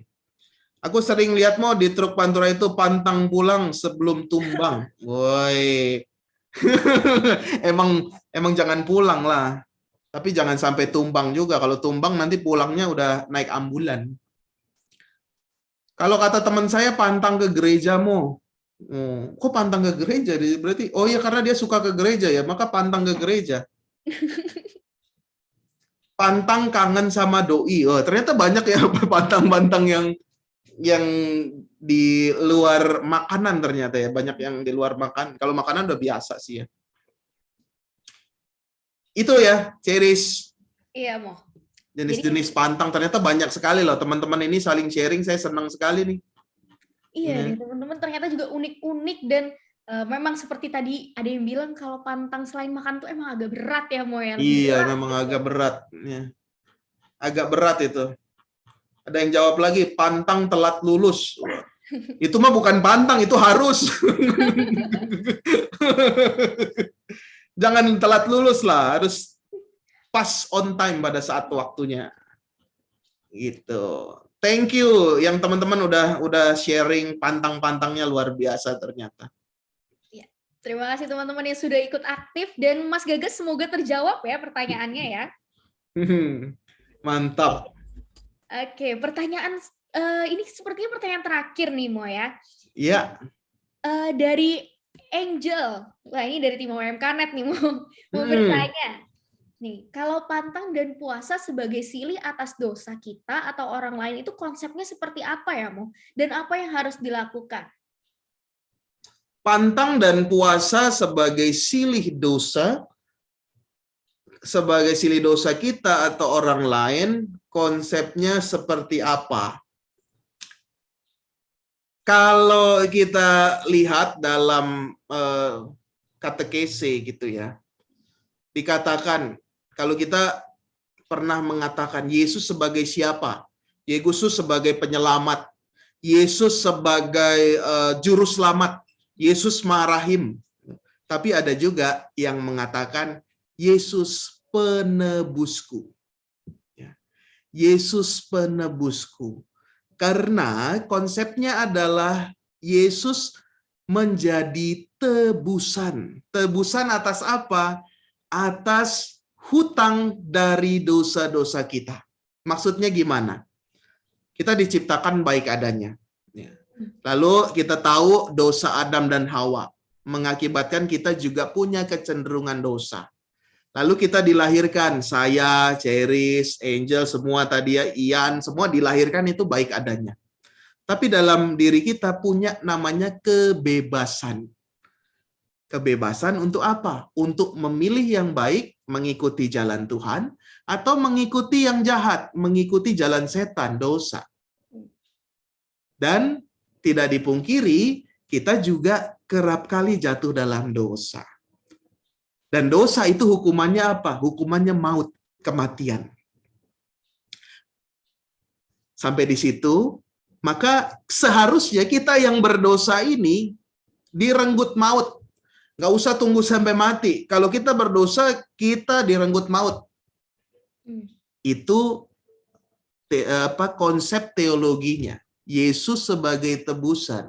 Supaya kita nggak dikuasai maut, nggak harus dihukum karena dosa-dosa kita. Yesus hadir sebagai penebus hutang itu. Sebagai silih korban, supaya menggantikan kita mengalahkan maut dosa itu. Ya, sampai di sini semoga nggak bingung. Sehingga apa? Sehingga Yesus membayar lunas, menggenapi, menjadi silih, menjadi tebusan atas dosa-dosa manusia. Harusnya manusia yang dihukum, tetapi Yesus diutus menjadi tebusan. Itulah ya, itu konsep silih, konsep tebusan atas dosa-dosa kita. Dan itu bisa kita maknai juga dan bisa kita lakukan. Pantang dan puasa kita sebagai pertobatan, sebagai jalan kembali menuju rumah Allah. Dan itu kita lakukan sebagai silih dari dosa-dosa kita. Ya, buat diri kita sendiri ataupun misalkan untuk orang-orang yang lain, untuk orang-orang yang ada misalkan dalam api penyucian. Selain kita berdoa, kita juga berpantang berpuasa mendoakan mereka. Ya, menjadi tebusan bagi mereka. Konsepnya dari Yesus yang adalah penebusku. Utang itu kan harus ditebus sehingga lunas. Itulah konsep silih atas dosa. Harusnya kita dihukum, kita dituntut nih. Allah menuntut kita dengan maut, tapi karena ada Yesus kita diselamatkan, maka bisa hidup sampai sekarang. Bahkan nanti kalau kita baik, suci, kita hidup kekal bersama dengan Tuhan Yesus. Amin, saudara-saudara. Amin. Itu ya, jadi silih itu kan pengganti ya. Pengganti, penebus itu supaya hutangnya lunas, gampangnya gitu saja, supaya kita nggak kena maut, sehingga Yesus itu penebus. Sama juga ketika kita puasa berpantang untuk diri kita, untuk orang lain, kita menyatakan taubat kita kembali meneladan Tuhan yang adalah penebus buat kita juga untuk membayar hutang-hutang dari dosa-dosa itu. Begitu. Oke, gimana Ci Angel, sudah terjawab pertanyaannya? Terima kasih Romo. Mungkin satu lagi ya Mo ya. Boleh. Biasanya kan ada yang kayak juga kalau kita sakit gitu, terus sakitnya ini mau dipersembahkan sebagai silih atas dosa. Itu apakah seperti itu juga konsepnya atau gimana? Sakit sebagai silih atas dosa. Jadi harus dipahami bahwa itu perjanjian lama ya, bahwa dilihat orang sakit itu pasti punya dosa berat. Ya. Itu dipahami demikian ya. Itu memang konsep perjanjian lama. Orang sakit kusta, bahkan di perjanjian baru juga gitu ya. Orang sakit kusta, oh dilihat pasti dia berdosa berat tuh. Ya. Oh dia pasti melakukan sesuatu yang melanggar perintah Tuhan, maka dihukumnya jadi sakit. Kita ingat kisah Ayub juga demikian. Ayub itu orang yang luar biasa, kaya, punya kekuasaan di mana-mana, tiba-tiba dia sakit, dia bangkrut. Lalu orang teman-temannya mengatakan, kamu nih pasti berdosa nih, ada dosa berat yang kamu lakukan. Sehingga dihukum sama Tuhan. Jadi, apa tadi? Sakit berhubungan dengan dosa. Ya itu memang masih mempengaruhi iman kita ya, karena ada juga di kitab suci. Tetapi, Yesus mengubah itu, bahwa sakit itu bukan karena dosa. Ya. Sakit itu bukan karena dosa, tetapi ya Yesus menyembuhkan selalu dengan iman. Senantiasa kalau kita lihat penyembuhan-penyembuhan dalam kisah Injil, itu dikatakan, imanmu telah menyelamatkan engkau. Maka Yesus mau menghalau itu bukan karena dosa. Ya. Bukan karena dosa, bukan karena kesalahan, tetapi tadi ya, karena keselamatan yang ditawarkan Tuhan. Karena iman, maka disembuhkan. Maka kalau Yesus mengatakan, imanmu telah menyelamatkan engkau, maka sakit itu tidak lagi dihubungkan dengan dosa. Sakit itu ya seperti biasa, memang dalam tradisinya dipengaruhi itu, tetapi sejak perkembangan zaman, kita semakin tahu juga sejalan dengan ilmu-ilmu yang berkembang ya, bahwa ternyata enggak dari dosa ya. Sakit itu kan ada disfungsi sesuatu pada tubuh kita. Ya. Tetapi disfungsi itu bisa mengakibatkan iman kita itu jadi goyah, jadi rontok, dengan bertanya, Tuhan kenapa saya sakit? Tuhan, kenapa kau berikan cobaan yang begitu berat? Itu iman kita dirongrong. Iman kita dicaruk-maruk gitu ya, dimulai disentil-sentil sehingga kita bisa goyah. Maka Yesus mengatakan, imanmu telah menyelamatkan engkau. Itu ya, semoga mungkin agak membingungkan karena ini memang tradisi yang masih banyak kita temui dalam kitab suci, tetapi dalam perkembangannya ternyata sakit itu enggak senantiasa dihubungkan dengan dosa. Ya. Jadi orang yang sakit bukan silih atas dosanya, enggak. Ya. Tetapi bagaimana dilihat ya pertobatannya, imannya yang kuat, supaya tadi kata kuncinya adalah tetap berdoa dan melakukan tobat. Ada amin, saudara? Amin. Amin. Ya, jadi gimana, Ci Angel? Apakah masih ada yang mengganjal atau yang mau ditanyakan gitu? Sudah cukup. Terima kasih, Romo. Yes. Surabaya tuh ada tuh Andrijo. Ya, Boleh. Ini ada pertanyaan dari Andrijo, Keuskupan Agung Surabaya. Mau tanya sedikit nih, Mo. Kalau di Katolik ada mekanisme bayar utang puasa kayak para saudara kita di Muslim nggak, Mo? Jadi kayak misalnya, oh kita batal nih pas masa Prapaskah gitu, terus kita ngelanjutinnya nanti gitu, gantiinnya nanti gitu. Ya, sebenarnya kan nggak seperti itu ya. Tadi kan memang puasa ada di setiap agama dan kepercayaan, tetapi makna, aturan ya, lalu juga tujuannya berbeda-beda pasti. Yang minimal itu setiap Jumat sepanjang tahun, lalu juga Rabu Abu dan Jumat pada saat Jumat Suci, Jumat Agung. Itu yang minimal, yang standar ya. Yang batas bawah lah ya, yang diharapkan orang lakukan ya. Jadi kalau berbicara soal mekanisme bayar utang, puasa gitu ya, sebenarnya kalau Anda mau meyakini itu, it's okay juga ya. Artinya Anda sadar, tapi bukan karena lalu nggak puasa, lalu Anda nggak dapat berkat, enggak. Tapi Anda sadar bahwa oh ini saatnya puasa sebenarnya, tapi saya nggak bisa karena terjadi sesuatu atau penghalang. Maka saya mau ya menggantinya, ya bukan bayarlah, ya menggantinya di hari lain di mana saya merenungkan tobat dengan berpuasa. Itu it's okay. Tetapi kalau bayar hutang enggak.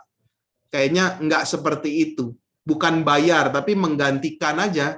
Menggantikan. Supaya ada masa tobat yang benar-benar saya renungkan. Ya kan?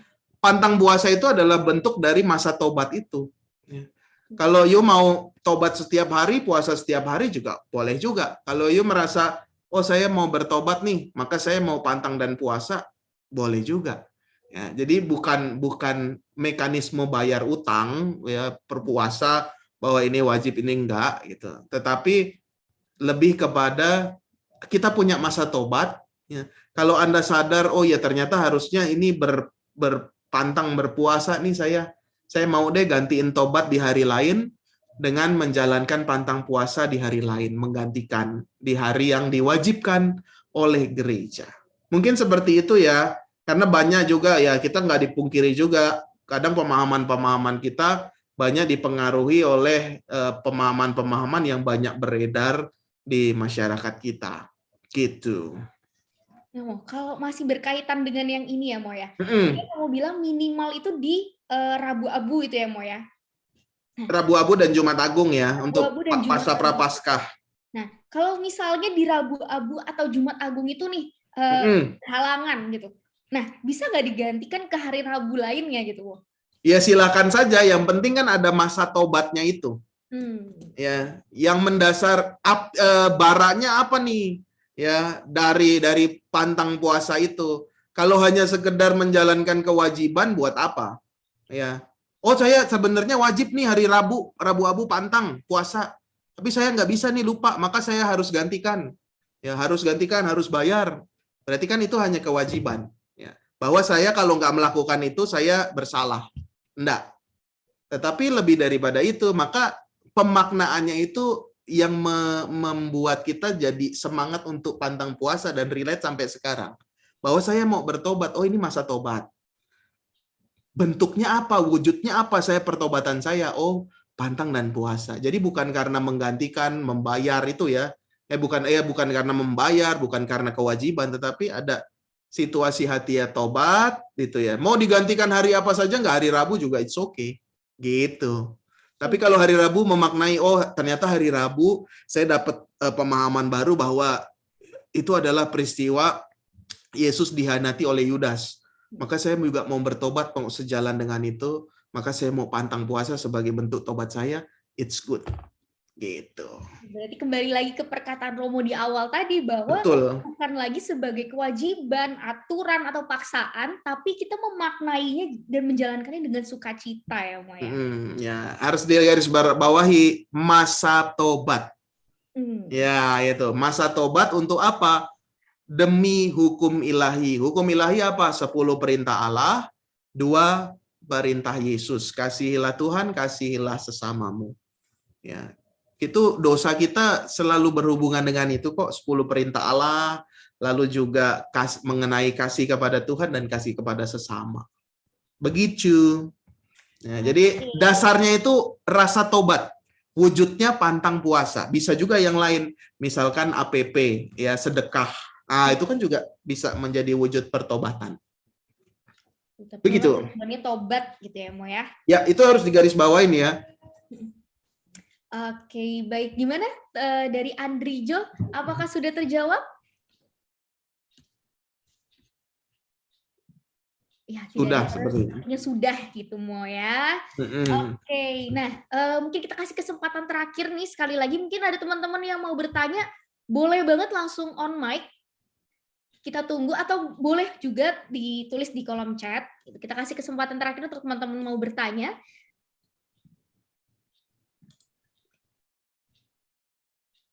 Ya, maka nggak ada ya. Maka pertanyaannya kalau ada puasa, kenapa ada pantang? Karena itu berbeda ya. Kalau puasa jumlahnya, ya. Kalau pantang itu adalah jenisnya. Itu aja udah beda ya. Jumlah dan jenisnya. Kalau puasa jumlahnya, kalau pantang jenisnya. Itu secara gampang soal makanan misalkan. Ya, puasa itu kan senantiasa kita maknai soal ini ya kan, makanan kan. Ya, pantang itu bisa macam-macam. Salah satunya jenis makanannya atau sesuatu yang kita sukai. Kalau bahasa Latinnya itu pantang itu kita mau menjalankan agere contra. Melakukan sesuatu, melakukan sebaliknya ya dari sesuatu yang kita sering lakukan. Misalkan tadi ya sudah panjang lebar tadi kita suka marah-marah ya kita lakukan sebaliknya, kita nggak marah-marah. Kita suka jajan ya maka sebaliknya kita mau pantang agere kontra, kita mau pantang jajan dan lain sebagainya. Yang penting jangan pantang mundur dan jangan pantang menyerah. Karena The Massive aja berkata jangan menyerah. Ya, betul sekali. Wah, nyambung saja kemana-mana ya. Nyambung dong ya. Oke teman-teman, jadi itu dia. Kenapa kalau ada puasa, kenapa ada pantang? Karena keduanya itu berbeda, namun dengan tujuan yang sama, yaitu kita bertobat gitu. Proses kita untuk berserah, bertobat, memperbaiki diri kita kepada Tuhan. Seperti itu teman-teman. Ya Mo? Betul. Oke, dengan ini sesi Q&A kita, tanya jawab kita sudah selesai dan banyak sekali ilmu baru, pengetahuan tentang iman kita yang didapatkan dari katekese tadi sampai sesi tanya jawab ini. Nah, Mo, sebelum kita menutup acara ini, mungkin Romo boleh dong closing statement-nya nih untuk teman-teman, pesan-pesannya boleh dong. Ya, pesan saya untuk teman-teman muda, saya punya keyakinan teman-teman muda itu great in everything. Artinya apa? Hebat dalam segalanya. Saya juga berkecimpung di keuskupan dengan orang muda ya. Dan saya melihat orang muda tuh hebat gitu loh. Sudah berbuah, sudah macam-macam melakukan banyak hal. Yang sekarang itu kesempatannya banyak sekali. Ya, sudah berkarya. Saya hari Minggu besok itu mau bertemu dengan seorang muda namanya Gregory Tan ya. Kalau teman-teman tahu, mungkin dia adalah founder dari Jala Kasih ya. Jala Kasih yang sudah membantu 150 pembangunan gereja di Indonesia. Saya besok Minggu mau ketemu dia, mau ngobrol-ngobrol gitu ya. Dan itu menunjukkan bahwa itu adalah sesuatu yang hebat yang dilakukan orang muda. Maka saya punya keyakinan itu, Anda semua ya teman-teman, ya, itu juga adalah orang yang hebat. Orang yang berbuah, orang yang senantiasa punya karya-karya yang luar biasa. Tetapi jangan lupa dengan pertobatan, dengan pantang puasa, dengan acara katalog gue ini, kita itu sebenarnya lagi ngapain sih? Kita itu sebenarnya lagi memupuk, lagi memangkas ranting-ranting yang kering, lagi mencangkul tanah kita supaya apa? Supaya akarnya kuat. Ini keperhatianan saya. Orang muda hebat-hebat luar biasa, tapi kadangkala akarnya kuat. Apalagi kalau udah ketemu cinta. Seperti lagunya Tulus, ya, asam dan garam bertemu di belanga. Apalagi kalau udah ketemu mentok di cinta beda agama. Lalu dengan mudahnya anak-anak Katolik, orang-orang remaja Katolik tuh ya udah sama aja. Enggak sama. Ya. Mudah goyah dan akhirnya tumbang. Karena apa? Karena akarnya nggak kuat. Maka pertobatan itu sebagai salah satu cara kita untuk memangkas pohon kita, supaya apa? Kalau pohon dipangkas tuh berbuahnya lebih banyak. Berbuahnya lebih lebat, buahnya juga enak, seger, dan juga apa? Akarnya semakin kuat. Maka kalau supaya kelihatan saya pastor gitu ya, saya ambil dari kutipan kitab suci. Ya. Dari Roma 6 ayat 8, ini yang terakhir. Aku mau mati terhadap diri sendiri dan hidup bagi Tuhan. Maka dalam perjalanan kita, saya punya hashtag baru. Kita boleh cari cuan, ya. Kita boleh bekerja hebat di mana-mana. Kita boleh cari cuan, tapi jangan lupa juga cari Tuhan. Itu hashtag baru saya. Thank you. Oke, boleh cari cuan, tapi tidak boleh lupa untuk cari Tuhan. Betul. Oke, terima kasih banyak Romo Bekti sudah mau bergabung dan berbagi dan sharing berbagi pengetahuan iman untuk teman-teman OMK di sini. Terima kasih banyak Romo. Thank you semua. Sukses ya Romo. Oh, selalu sehat. Ya, amin. Nah, terima kasih juga untuk teman-teman yang sudah aktif dan ikut memeriahkan katalog hari ini. Dan untuk teman-teman yang beruntung di kuis tadi, 3 orang yang beruntung tadi, jangan lupa untuk langsung kirim nama, nomor HP, dan alamat kalian ke private chat Zoom tim OMKNet yang namanya OMKNet Angela Christina. Begitu. Nah, sebelum kita menutup acara hari ini, ada beberapa informasi nih yang mau disampaikan oleh tim OMKNet. Untuk itu, Angela Christina dipersilakan. Oke, thank you Romo, thank you Ceris. Teman-teman, aku mau infoin, nanti akan ada link absensi di chat Zoom. Mungkin teman-teman OMKNet boleh bantu untuk share link absensinya. Oke, jadi teman-teman boleh isi absensinya karena kita akan ada e-sertifikat untuk teman-teman yang sudah mengikuti katalog dari awal kemarin sampai dengan akhir tahun ini. Jadi setiap 2 bulan kan kita ada katalog ya. Nah, ini aku akan share lagi jadwal kita untuk edisi selanjutnya. Nah, jadi teman-teman jangan lupa untuk ikut katalog berikutnya. Dan kalau teman-teman ikut semuanya akan dapat e-sertifikat dari OMKNet. Nah, mungkin teman-teman OMKNet boleh dibantu untuk link absensinya di chat Zoom. Nanti teman-teman bisa isi. Nah, jadi kita hari ini udah ikutan nih katalog sama Romo Bekti. Nah, jangan lupa buat selanjutnya di tanggal 27 Mei, hari Jumat yang sama, dan dari jam 7 sampai jam 9 kita ada katalog tentang kekayaan devosi dalam gereja Katolik. Mungkin teman-teman suka tanya kan kayak, gimana sih kalau novena kelewatan sehari gimana nih? Nah, atau mungkin mau tanya kalau devosi buat jodoh gimana, devosinya kemana nih gitu. Terus kenapa sih kita harus devosi melalui perantaraan orang kudus? Apakah itu langsung berdoa ke Tuhan juga atau gimana? Nah, itu bisa kita bahas di katalog berikutnya. Jadi teman-teman jangan lupa ikutan ya. Oke. Oke, itu aja. Terima kasih teman-teman. Balik ke Ceris. Terima kasih, Angel. Nah, itu teman-teman jangan lupa untuk langsung diisi, itu sudah ada di kolom chat untuk presensinya. Jadi supaya teman-teman juga bisa mendapatkan sertifikat kalau teman-teman ikut full katalog dari awal sampai akhir. Gitu. Dengan itu, dengan ini berakhir sudah katalog KTKC Asik untuk lo dan gue hari ini. Banyak ilmu baru dan juga kekuatan iman yang kita dapetin dari katalog hari ini ya, dari Romo Bekti. Dan semoga itu semua bisa menjadi berkat untuk kita semua. Nah, sebelum kita berdoa penutup, nah kita mau foto bareng nih teman-teman, yang akan dipandu oleh tim OMKNet. Kak Fridi, silakan. Oke teman-teman, kita mulai foto bareng ya. Kalau bisa pada open cam dong, kalau boleh open cam bentar. Ya, kita ikutin gayanya Romo Bekti dah. Ada lope-lope. Oke, Romo Bekti ya. Masuk ya. 1, 2, 3. Cekrek.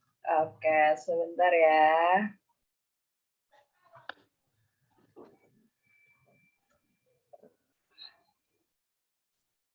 Kita ulang lagi. Oke. Udah open cam ya semuanya ya. 1, 2, 3, cekrek. Oke.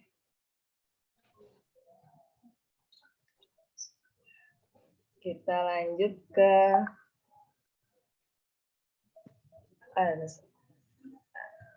lanjut layar kedua. Oke. 1, 2, 3. Oke.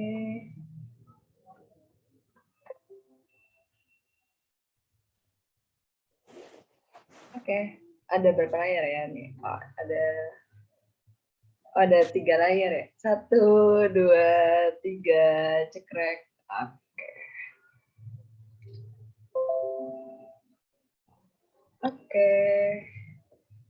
Sudah, Ceris. Oke, terima kasih Kak Fridi. Nah, teman-teman, kita sudah selesai rangkaian acara dan kita juga sudah foto bersama. Dan langsung aja kita akan doa penutup yang akan dipimpin oleh Kak Flora. Silakan Kak Flora.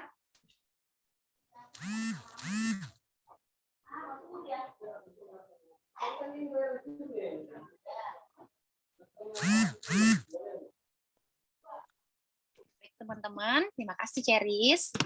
Mari kita bersatu dalam doa. Dalam nama Bapa, Putra, dan Roh Kudus. Amin. Allah Bapa di surga, terima kasih Bapa atas berkat dan rahmat yang telah Engkau berikan kepada kami, anak-anak mudamu, sehingga pada hari ini kami telah selesai mengikuti kegiatan katalog gue, KTKC Asik Lo dan Gue, dengan membahas tentang pantang dan puasa. Bapa, terima kasih juga untuk materi yang sudah diberikan oleh Romo Subekti yang telah memberikan materi tentang pantang dan puasa ini, sehingga kami semua semakin mengerti tentang bagaimana kami bisa melakukan pantang dan puasa untuk pertobatan kami. Kiranya Bapak untuk hari selanjutnya kami bisa mengaplikasikan semua materi ini dalam kehidupan kami sehari-hari dan kami bisa melakukan pertobatan kami terhadap-Mu. Kiranya Engkau selalu melindungi kami Bapak dan juga memberkati kami semua. Kita mohon berkat dari Romo. Semoga Allah yang Maha Kasih senantiasa mengampuni dan menerima pertobatan kita, dan juga OMK di seluruh Indonesia semakin berbuah, semakin hebat, dan semakin mencari Tuhan dalam segala perjalanan hidupnya. Berkat Allah senantiasa menyertai kita dalam nama Bapa dan Putra dan Roh Kudus. Amin. Terima kasih Romo. Thank you. Terima kasih Kak Flora sudah pimpin doa penutup hari ini. Dan sekali lagi terima kasih untuk Romo Bekti dan juga untuk teman-teman. Semoga kita dapat menjalani sisa masa Prapaskah ini dengan penuh makna dan pengharapan. Saya Gabriela Ceris dan seluruh tim OMKNet pamit undur diri. Sampai jumpa.